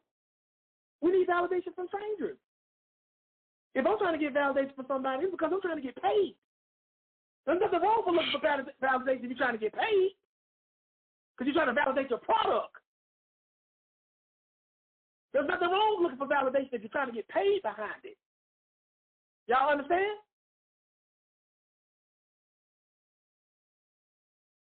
That's what I want y'all to understand. And we ain't talking about somebody saying OnlyFans. That's for bro. I'm talking about people. We're assuming people within this word. OnlyFans ain't Christian people or Christian values. See, this is the truth. But if I go on somebody's Facebook page and be like, you just doing this for attention, how do you think they'll respond to me, Kevin J? They're going to come at you. They're going to come at me. They're going to go off on me. No, I'm not. I'm not doing this for attention. How many of y'all got over 1,000 Facebook friends or 1,000 Facebook or Instagram followers? Give me a W in the chat if you got over 1,000 of each or one or the other. I ain't even got Facebook, period. Okay, not that many people. Okay, how many of y'all got 500? How many of y'all got 500? 200. We talk about the truth here. Okay. Yeah, they capping. You know they capping. Some of them follow me on Instagram and he'll tell them, no, I click on them. 2,000 followers. They need to stop. So here's the point. If you got even 200 followers on Instagram or 200 friends on Facebook, how many of these people are you actually friends with? I'm just asking, how many people are you actually friends with? From what I know, most of them are friends that they either worked with or they went to school with, and then they got a bunch of strangers with, but they're not friends with these people. That's what Facebook was originally designed for you to get back in touch with old friends. That's what it was originally designed for. Here's my point. Why are so many people on your friend list who's not actually your friend? Why do so many people follow you who don't follow you? See, that's why at the beginning of this year, I started going through my Facebook friends, and I started deleting a lot of them. I'm like, you don't come into my classes. You don't comment on anything I post. Why did you send me a friend request? And they'll send you a friend request. You're requesting my friendship, but you want nothing to do with me as a friend. Make it make sense. Y'all see what social media does? It's the fakest thing out there. Fake friends, fake followers, fake people. It's all fake. Now, if y'all, on Discord, of course, y'all know if y'all reach out to me, because y'all follow what I do here on Discord and y'all support what I'm teaching, yes, I consider y'all friends. I consider y'all more than friends. Y'all brothers and sisters in Christ. You follow what I'm saying? But most people who send you friend requests, what do they really want to do with you? Like, seriously, what do they want to do with you? That's fake, ain't it? Isn't that not a fake friend? That's a fake friend, ain't it? All this stuff is fantasy. It's fake. It's not the truth. I've had people, and then we're going to get back into this. I've had people, Kevin J., who followed me on Facebook. And this happened to me on Instagram one time, too. I unfriended them on Facebook, haven't heard from them in years. I unfollowed them because when people send me a friend request on Facebook, you automatically become friends. But on Instagram, you got to follow people back. Right? So I've had people who I unfriended on Facebook, ain't spoke to me in years, ain't posted nothing on anything I posted in years. The moment I unfriend them, they're in my DM. Hey, why you unfriend me? The moment I unfriend them, you ain't said nothing to me in years. I post up all the time. You ain't gave a thumbs up. Nothing. But the second I unfriend you, that happened to me on Instagram one time. I unfollowed somebody. They write in my DM, hey, John, how you been? You ain't spoken to me in 2 years.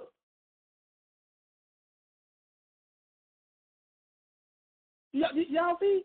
This is fake. These are lies. People hate the truth. And the truth is, if you got 500 Facebook friends, probably 20 of them you actually know.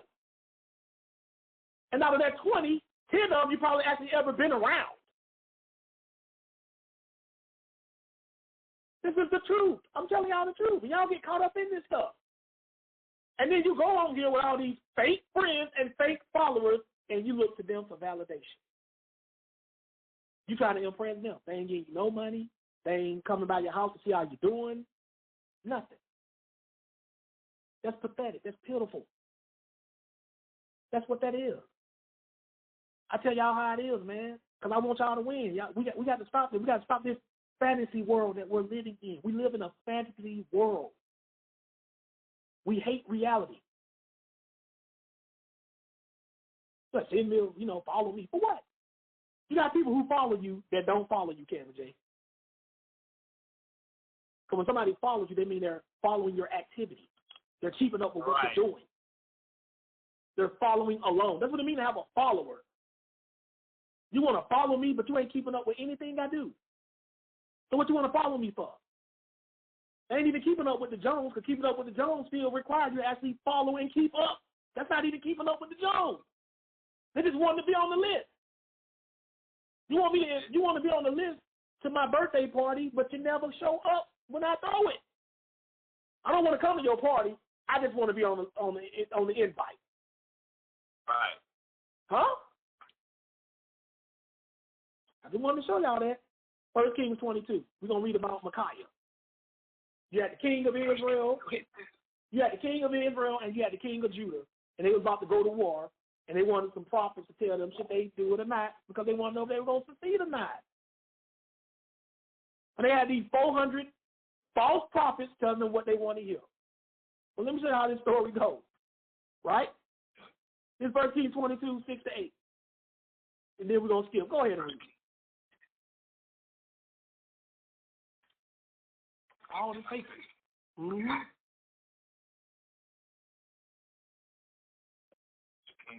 Okay, cool. Here we go. Mm-hmm. Verse 6. Okay, this first Kings 22 and verse 6. And it reads, Then the king of Israel gathered the prophets together, about 400 men, and said unto them, Shall I go against Ramoth Gilead to battle, or shall I forbear? And they said, Go up, for the Lord shall deliver it into the hand of the king. So then the king of Israel gathered the prophets together, about 400 men. and said unto them, now these are all 400 prophets, false prophets, right? Shall I go up against Ramoth Gilead to battle, or shall I forbear? Because they wanted to know, will we win if we go out and battle these people? And all 400 of them told him what they want to hear. Go ahead, you'll win. But watch what the king of Judah said. Read verse 7. And Jehoshaphat said, is there not here a prophet of the Lord besides? Prophet of the Lord besides, that we might inquire of him? See, Jehoshaphat, he peeped game. He like, man, I know a bunch of bootlickers and brown nosers when I see them. I know a bunch of yes men when I see them. They gonna tell you whatever you want to hear. So bro was like, y'all ain't got nobody else we got? Right. See, he peeped the game, right? Yeah. Watch what the king of Israel say. Go ahead and read. 1 Kings 22:8. And the king of Israel said unto Jehoshaphat, there is yet one man, Micaiah, the son of Imlah, by whom we may inquire of the Lord, but I hate him. It says, and the king of Israel said unto Jehoshaphat, there is one man, Micaiah, the son of Imlah, by whom we might inquire, but I hate him. I hate him. Why does he hate him? Keep reading. For he doth not prophesy good concerning me, but evil. Because he don't prophesy good concerning me, but evil. In other words, he don't tell me what I want to hear. He tell it like it is. He give me that harsh truth. Right? He's literally saying, I hate this guy because he tells me the truth. But read the rest of that. What did he say? And Jehoshaphat said, let not the king say so. So Jehoshaphat was like, don't say that. People like, man, don't say that. That's what Jehoshaphat said. He told you straight up, I don't like this guy. I hate this guy because he tells me the truth. He don't tell me what I want to hear. But do you want the truth or not? Because, see, we're about to go to battle. This is serious. We need to know for real if we're going to win. I don't need you to tell me what I want to hear in this instance. See, that's the problem when you only tell people what they want to hear. Because one day you're going to tell somebody what they want to hear, and it's going to get them hurt or worse. See, we're about to go out to battle. I need to know for real. Can we win or not? If we can't, just tell me. We ain't finna do this. See, this man wanted a bunch of enablers. That's what a lot of y'all are. Y'all enablers. Not because y'all are necessarily inherently evil people. I don't want y'all to think that just because you hesitate to tell somebody the truth, that means you're a bad person. Some of us don't want to tell people the truth because we don't want to hurt their feelings, or even worse, we don't want them to lash out back at us. But the fact of the matter is, tell the truth, whether they hate it or not. Like I said, we need to start prepping everything we say that might hurt somebody's feelings, with like it or not. That automatically disqualifies their feelings. Like it or not, this is what it is. We got to teach our children to live in reality. And what happens if you give somebody if you teach people and then they get into the real world, they're going to have a mental break. And y'all wonder why people just snap and pick up AKs and just start shooting up random people. That's a mental break. Y'all have no idea. You're not helping people by lying to them. Calling it fat shame and all of that stuff. We need to bring back shame anyway. The Bible talks about shame as a good thing. We need to bring back shame. We need to be ashamed of ourselves. Walking around here calling every woman a queen. Every woman ain't a queen. We got it bad like that with black women. What's up, queen? If you the queen, and she a queen, and she a queen, and she a queen, then nobody's the queen. Y'all play chess? Let me ask you a question, Kevin J. How many queens is on the chessboard? Hey, you only catch the two. No, I mean on your side. On your side. Yeah. Oh yeah, you only got the one. You only get one. How are these queens around here? A queen is it's a rarity. That's a rarity, man. A real queen would be offended. You go to a place, a monarchy, where they still got queens there. You talk, I'm the queen. Oh, really? Let's see. That's how they got Jesus. It was treason during the time of Rome to claim to be another king other than Caesar without Caesar's endorsement. That's why they said we have no king but Caesar. Even though Herod was king over them too. See, we throw around these terms because we don't like the truth. The truth of the matter is you're not a queen. You're a peasant. You're a commoner. She can be your queen. Like, I'm not telling you, brothers. I ain't trying to get nobody beat down. I'm not saying you can't tell your wife she's your queen. Right. Because, they say every man's home is his castle. And if it's your castle that makes you the king, that makes your wife the queen. Right? But I don't refer to women in general as queens because they're not all queens. I'm not going to do that. I don't go up to women, hey, queen. I'm not going to blow her head up like that. She ain't done anything royal. And you ain't got to call me no king. I don't demand that for you. I'm Brother Josh. That's all you got to call me, Brother Josh. But we like to do that. People be killing me. Black people, we do it to ourselves. We come from kings and queens. Really? We do? Yeah.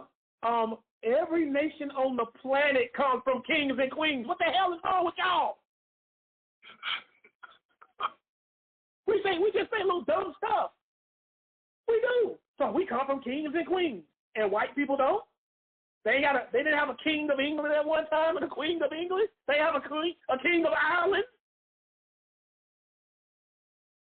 Asian people didn't have emperors.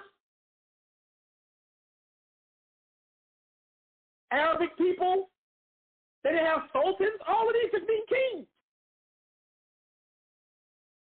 You know what I'm saying? Like, that's why I say that's that exaggeration stuff. Trying to make a big deal on it. We come from kings and queens. What? People on this planet don't come from kings and queens.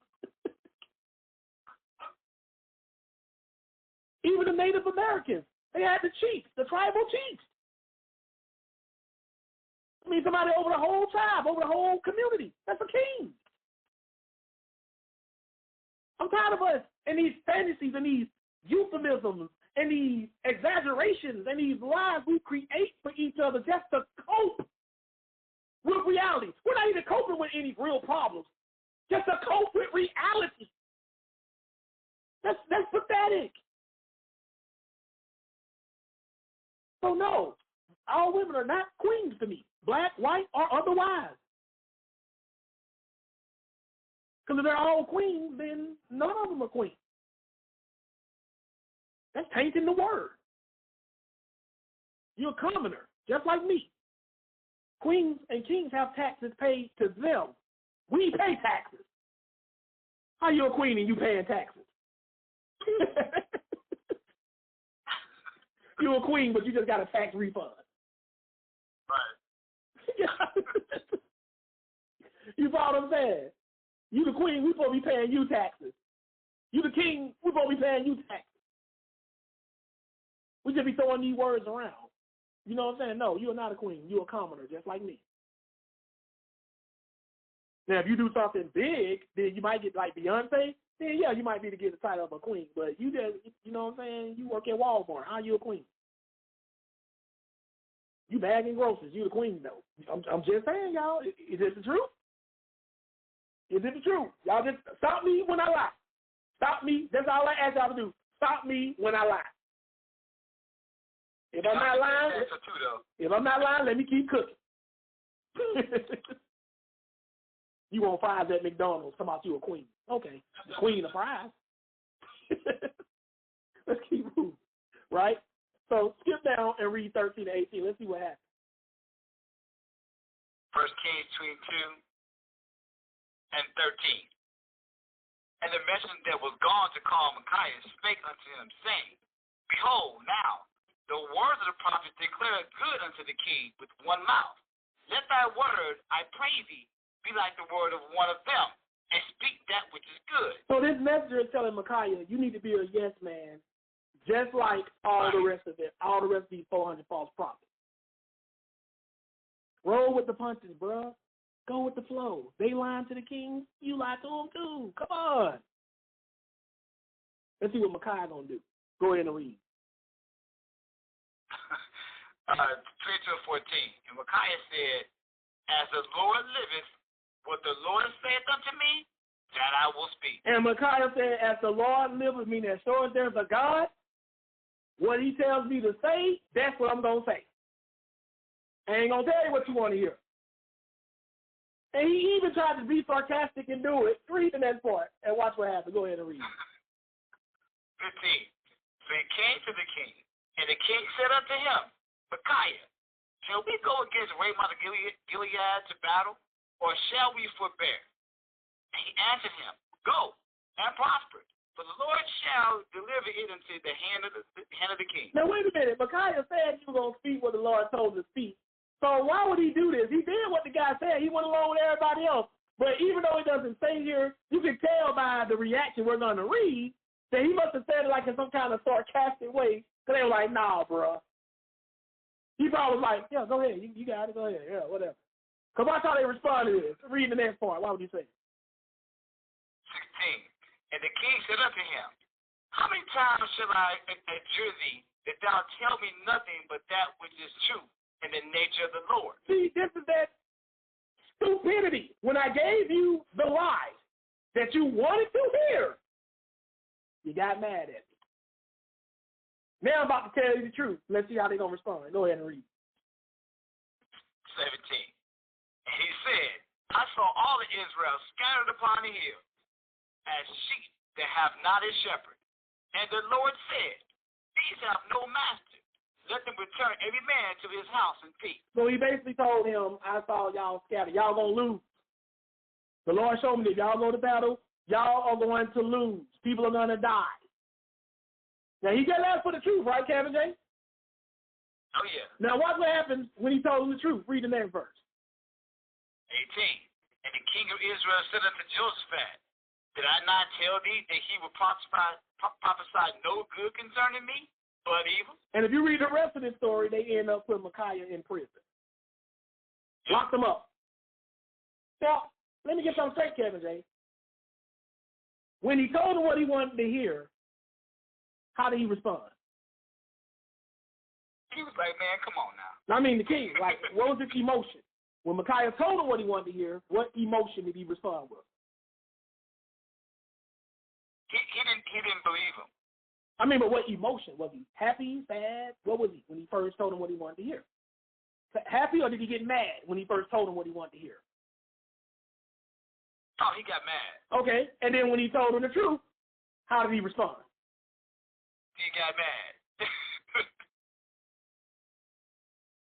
You ever felt this way talking to your wife? Now, this is a man doing this, but see, this is sometimes what we got to deal with when we're dealing with emotional people. You're telling the truth, they get mad. You lie to them, they get mad. That's a bad situation you're in. See, this is backwards. See, people want the truth, and they want you to lie to them at the same time. Right. Y'all do know that is literally impossible. But that's what society will do today. They'll get mad at a politician when he get caught in his lies, but yet they want the politician to lie to them. See, we want truth when it feels good, and we want lies when it don't. That's how it is. That's the reason why you can't call people fat anymore. You can't use the word retarded anymore when referring to somebody's mental capability. This is the world we live in. You follow what I'm saying? That's the world we live in. Because people hate the truth. Micaiah just, okay, man, I'm just going to tell you what you want to hear, man. Okay, go up. I'm doing what you asked me to do. Tell me the truth, darn it. I want to know. Will we win or not? Okay, let me tell you what I thought. Y'all out. Y'all going to lose. That's what he told me. See, told you. Do you see what I'm saying? Can't win for losing. Can't win for losing. That doesn't make sense, does it? It makes no sense. But this is the world. We like to be lied to and then get mad when we're lied to. That's what we like. Why didn't you tell me that, I was overweight? Now, what I'm saying? I'm having heart problems. Well, maybe when I first tried to tell you that you was gaining weight, that turned into a whole argument. That's how the things go. So I be mainly saying this with the women because the women are the most emotional when it comes to harsh truths. And then they'll get mad at you because you lied to them. Men do it too, though. Men are becoming just as soft about this. They do this too. Just like the 19-year-old who came here, he can't stand that divorce means a failed marriage. That triggered him for some reason. Well, let's move on. Let's go to Amos chapter 5. The truth has always been hated, and they're making lies more acceptable.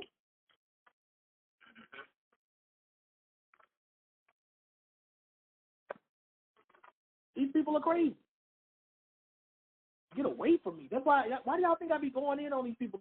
Y'all are insane. Y'all are trying to spread insanity. A lot of these people need therapy and counseling. You can't even tell the truth anymore.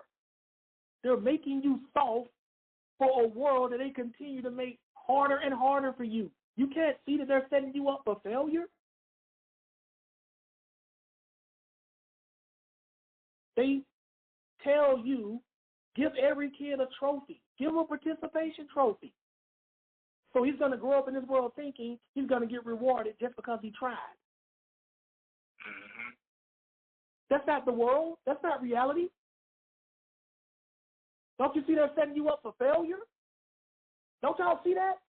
All this stuff is mental. That's why I always tell y'all slow down and think. That's your mental. People like, how many times y'all heard people say to me, I never thought of it that way, John, because you never thought of it. Mm-hmm. That's why you say that. It's not that you never thought of it that way. You just never thought of it. Because the way I give it to you is really the only logical way to think of it. You're not thinking at all. It's not whether you're thinking about this or not in a different way. You're just not thinking at all. Slow down and think. That's all you got to do. I'm not trying to make you feel stupid. I'm just trying to show you that you ain't been using your intelligence. See, stupid means incapable of intelligence. Not thinking means just not using it. See, y'all not stupid. I can tell by some of the stuff y'all responded to in this chat. Y'all not stupid. You just haven't been thinking for a while. Now, I can understand how the two can be easily confused because they get the same results. You follow what I'm saying? I can understand how the two can be confused. But when you get to talking to somebody, you can see, no, you're not, this person's not stupid. It was just dormant. I had to do a guru on Gohan on y'all. I had to unlock your potential. I had to do a old cast on Gohan. Y'all Dragon Ball Z people, y'all know I had to unlock your potential. It was already inside of you. That's all that is. Y'all already know this stuff. Y'all know stuff be a bad idea. We be knowing stuff be a bad, you know what I'm saying? Y'all know stuff be a bad idea. I mean, y'all know this stuff. I wasn't even so child intelligent with this stuff. I mean, even the kids. I'm talking about even the 18 and younger ones. They know that.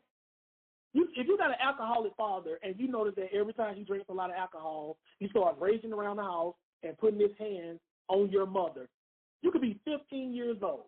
I ain't got to come in your house and tell you, alcohol is bad when you're drinking in large consumptions like that. I ain't got to tell you that. Really? Like, seriously.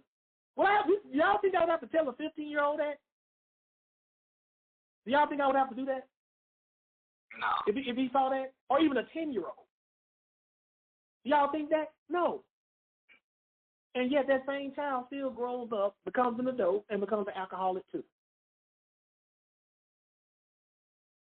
It's all mental, y'all. This stuff is mental. My dad used to beat the hell out of me when I was a kid growing up. How'd you like it? I couldn't stand it. I hate my dad. How'd you treat your son? I physically abused him too. What? I grew up in the hood, y'all. All I saw were crackheads. They were ugly. They smelled awful. Teeth missing. I was a kid. How did that person get like that? Oh, they got on crack. What is crack? It's like a drug. So if you do crack, that's what it does to you? Yeah. I didn't need a PSA message on crack after I saw that. Right. But that same crackhead grew up as a kid and saw what crack did, and they still got on crack. Make it make sense. Who looks at a crackhead or a meth head and say, I want to be that? Who does that? None of y'all do that. None of y'all do that. So why are we still getting crackheads and meth heads then? We all see what it does. It's not like somebody is, roofie or getting us a roofie. We all know what meth does to people. We all know what crack does to people. Why are there still crackheads and meth heads, new meth heads and crackheads every day? We all see what it does. And we all agree we don't want that to be us. So why are we still, see? Slow down and think. Slow down and think. We got all the sacrificial lambs to look at, man. I knew people whose mom was on crack. I knew two dudes who both of their moms was on crack, and they were selling crack to each other mama. I asked one on one time, man, I said, bro, why you sell crack to your own homeboy mama? He said, shoot, you sell it to mine. Didn't really have a rebuttal after that. I'm telling you, man, we know this stuff. Y'all know what this stuff do to people? Y'all know what too much alcohol does to people? The first time you saw a drunk was not when you were drunk. Am I right?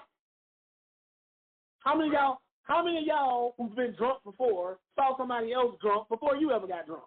Give me a W in the chat. If you've been drunk before, how many of y'all saw somebody else drunk before you got drunk?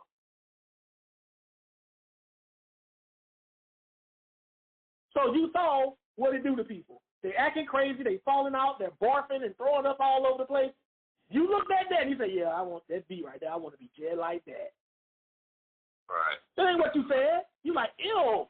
You holding her hair back right. as she bent over the toilet stool, throwing up. You didn't say you wanted to be that, but yet you still went out and did it too. Why?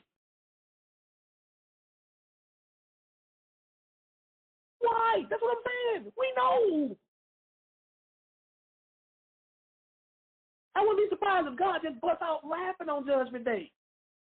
Come on, man. Come on, God. You knew that was wrong, man. Come on, man. It's going to be hard for Jesus not to break character on Judgment Day on some of us, because we're going to be telling some jokes on Judgment Day. A lot of us are going to be telling some jokes on Judgment Day. Y'all understand what I'm saying? We know. We know this stuff. We get warnings. We see people, what happened to people like that. I still don't understand why people get hooked on meth to this day. I worked at a hospital. That's when I first learned out what meth mouth was. Boy. Y'all know what meth mouth is, right? If you don't, look it up. Y'all know Brother Josh takes great pride in his smile. People do drugs because they're curious, right? I said we get new meth heads and crackheads because they're curious, right? Curious about what? What it gonna do to them? They already know that. But they don't know how. They never experienced though, so but they know what it does. They may not know how it feels, but they know what it does. Let me ask you a question, Ariel. You ever suffered a 3rd-degree burn where the meat was coming up and they had to give you skin grafts to replace your skin? You ever had that before? No. I've seen it at the hospital before. So you don't know what that feels like, do you? Nah. But you can look and see what it does, can't you, to your skin, or what a third-degree burn does to your skin, right? For sure. Did you have to suffer a third-degree burn for yourself to decide that that's not for you? Nah, but drugs, they make it seem fun, and it's a party. Yeah, but dude, you're making excuses for them, Ariel. Do they know or do they not know what the end game is? Do they know what it does? I ain't talking about how it feels. You can be curious about, dude, when you first told me your ankle broke, I wondered how much pain you were in. That's curiosity, right? When you're wondering about something, that's curiosity, right? Like, I wonder what that feels like. That's curiosity. But I did not have an overwhelming desire to break my own ankle. Because you showed me what the end game is for that. I was curious about the pain. I'll admit that. Yes, there's curiosity there. But if you know what it does, why would you do it? Then you have to get pins and stuff in your ankle, Ariel? Yes. Right? You told me all of that. You think I want to say, I think I want to do that. I wonder what them pins feel like in his ankle. See, curiosity is not an excuse when you already know. See, by definition, curiosity means you're wondering. When you wonder something, that means you don't know, because you don't have to wonder about things that you know. I don't think we're answering the same question. I think you're saying. You're talking about why they would try drugs. Your question is, why would they try drugs? Like, would curiosity be a factor? I agree, yes. But the only curiosity is what it feels like, what the drug effect feels like. That's the only thing they could be curious about. But what they know is what meth does to a body. They know that because they've seen that. They've been taught that. You understand the difference? I'm sorry, I just stepped away. I'm just saying, but I mean, we're talking about the same thing, and at the same time, we're not. What you're talking about is what would make somebody curious to try a drug. The only thing that'll make somebody curious about a drug is what it feels like. They want to know what that high feels like. That is true. But what I'm saying is, even if you're wondering about how a meth high would feel, you still know what a meth head looks like. You know what this stuff does to people. And you don't need to be that curious about how something makes you feel to know it's not good for you. So I ain't got that much curiosity in the world when I know what it does. You mean to tell me, and I'm not talking about you, Ari, I'm just saying in general, you mean to tell me you're more curious about the effects of meth, how it makes you feel, than about what you know it does to people? Like, you know what it does to people? No. I don't know what it feels like to have a broken leg. But I know I don't want one. I don't know what it feels like to have my kneecaps broken. But I know I don't want any. What about you, Kevin J? Anybody in the chat who've never had their kneecaps broken? No. You've never had it broken, but do you want some broken kneecaps? Nah, you can miss me all, but no, nobody wants that. So what I'm saying is we got all these case in points walking around, and yet we're still getting on the drugs. I know I don't want to be a meth head. I know I don't want to be a crackhead. I know that. I know I don't want to look like them. I don't want to smell like them. I know that. Is that not enough for me to know I don't want to mess with this stuff? That's not enough? That's what I'm saying. We hate the truth.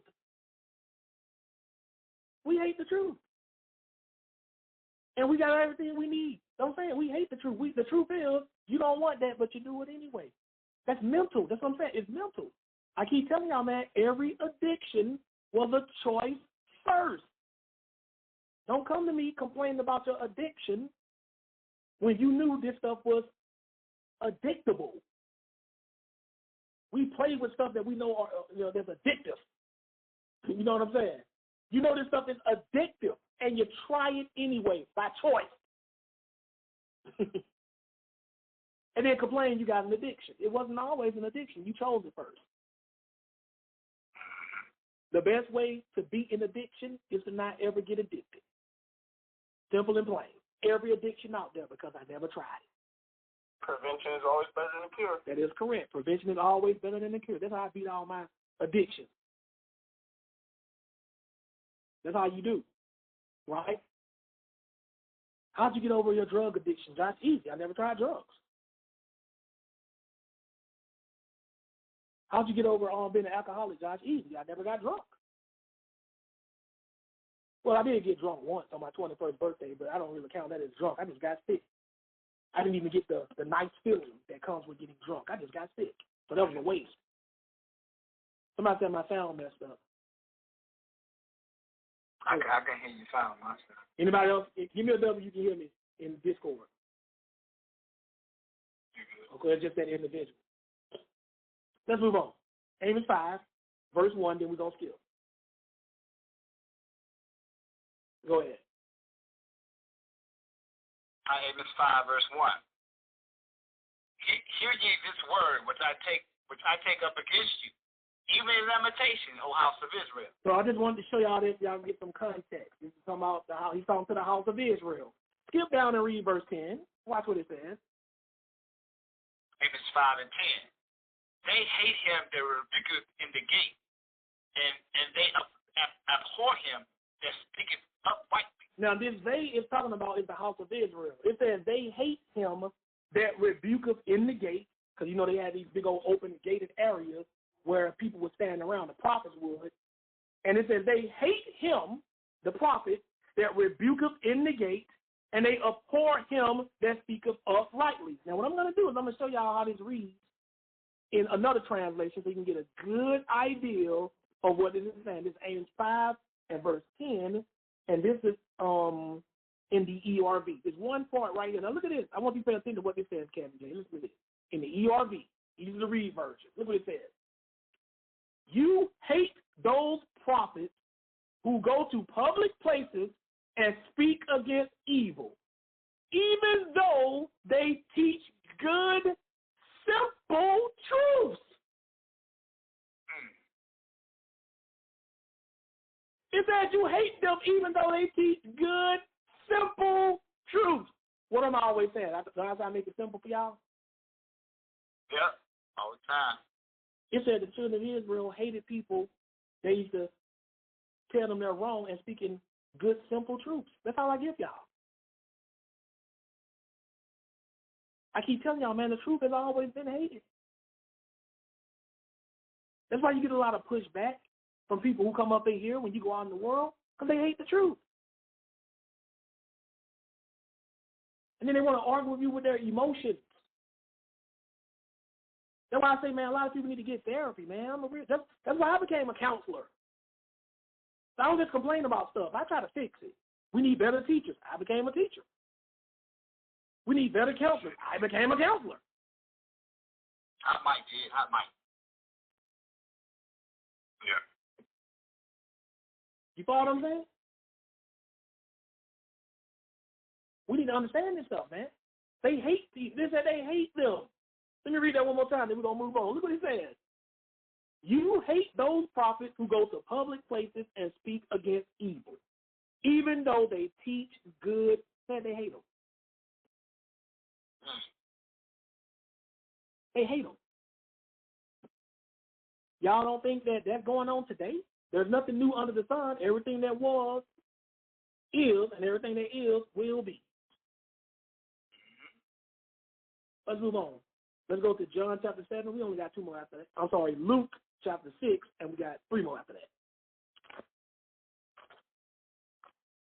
We got to start telling people the truth, man. We got to start training our kids. That's why I be telling y'all prodigies, y'all going to be fired because y'all going to be the elect few among a generation of snowflakes.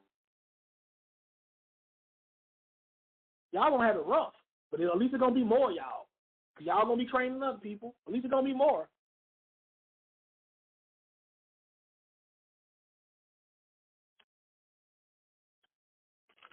It's Luke chapter 6. I'm going to read one verse. See, then when you need to get worried. We need to get worried. In Luke chapter 6, look what Jesus said right here, verse 26. Read that, please. This is Luke 6 and 26. And it reads, Woe unto you, when all men shall speak well of you, for so did their fathers to the false prophet. See, he said, woe unto you when all men shall speak well of you. That's what he's telling his disciples, and it refers to us too. When all men, woe means trouble is coming for you. When all men speak well of you, for so did their fathers to the false prophets. They gave the false prophets all the props, all the praise.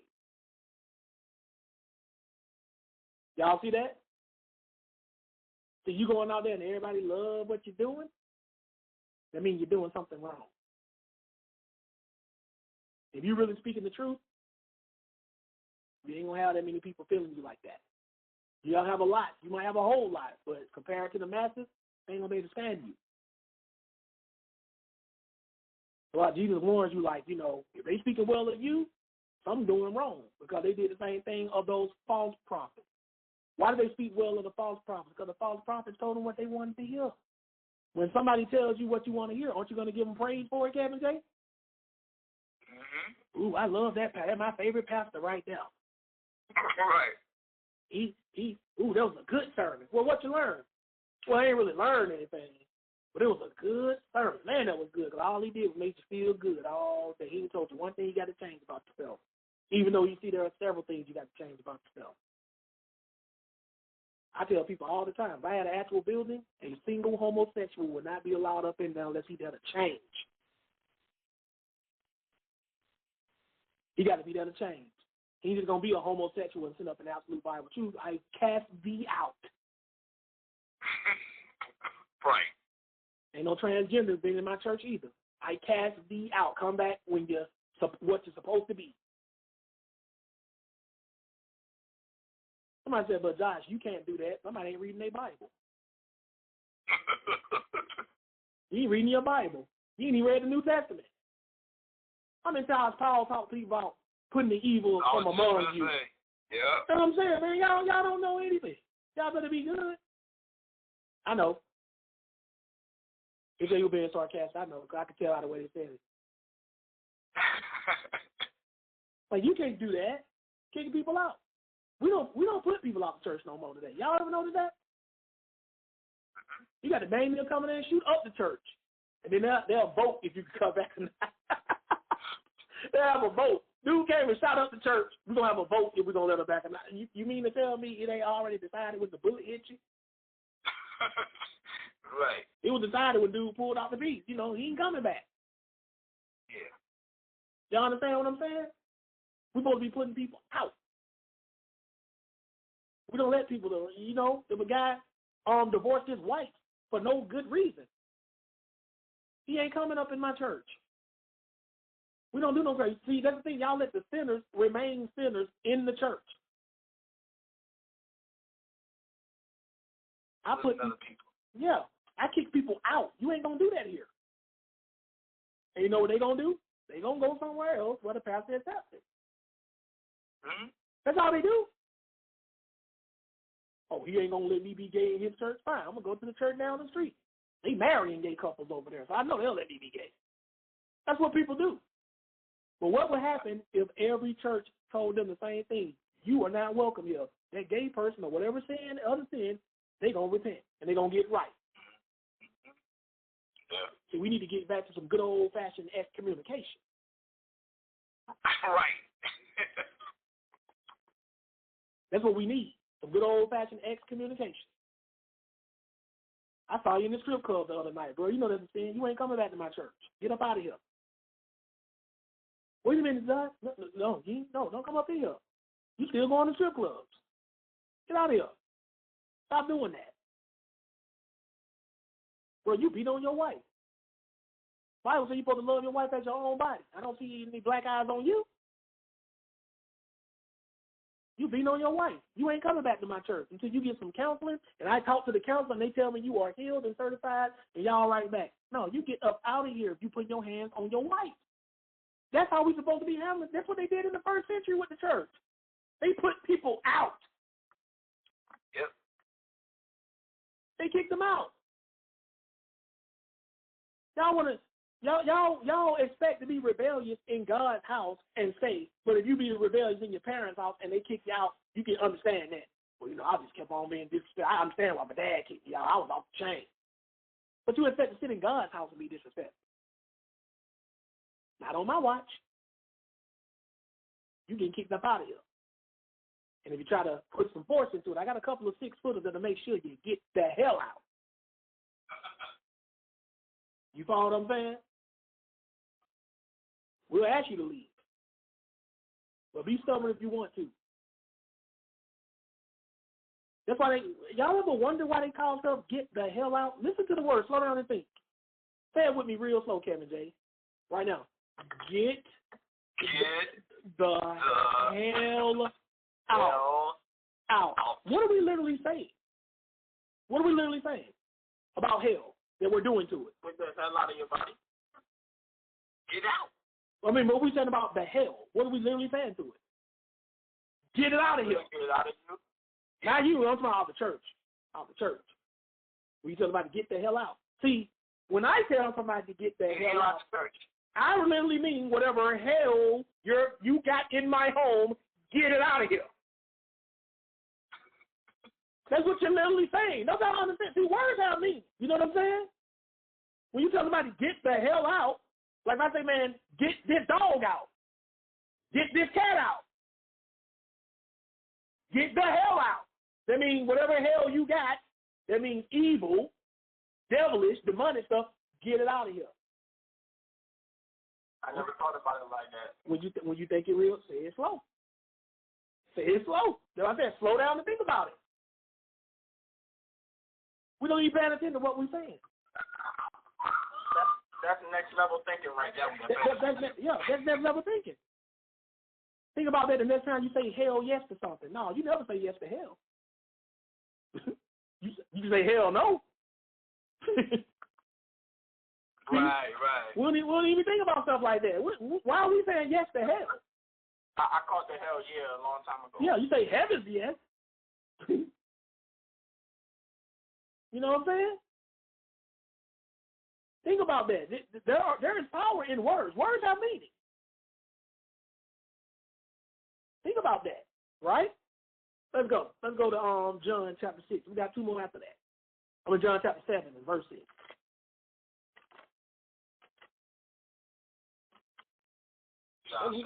What we need to do. And let me ask y'all a question, just to prove y'all my point. When do we ever say get the hell out? Aren't we mad at somebody when we say that? Oh yeah, let's use some anger with that. Don't that mean they did something that we consider bad? When you say that? You don't ever just say that to somebody leaving. Absolutely. We only say that when somebody done something bad. But we say get the hell out. That means whatever hell they brought that made us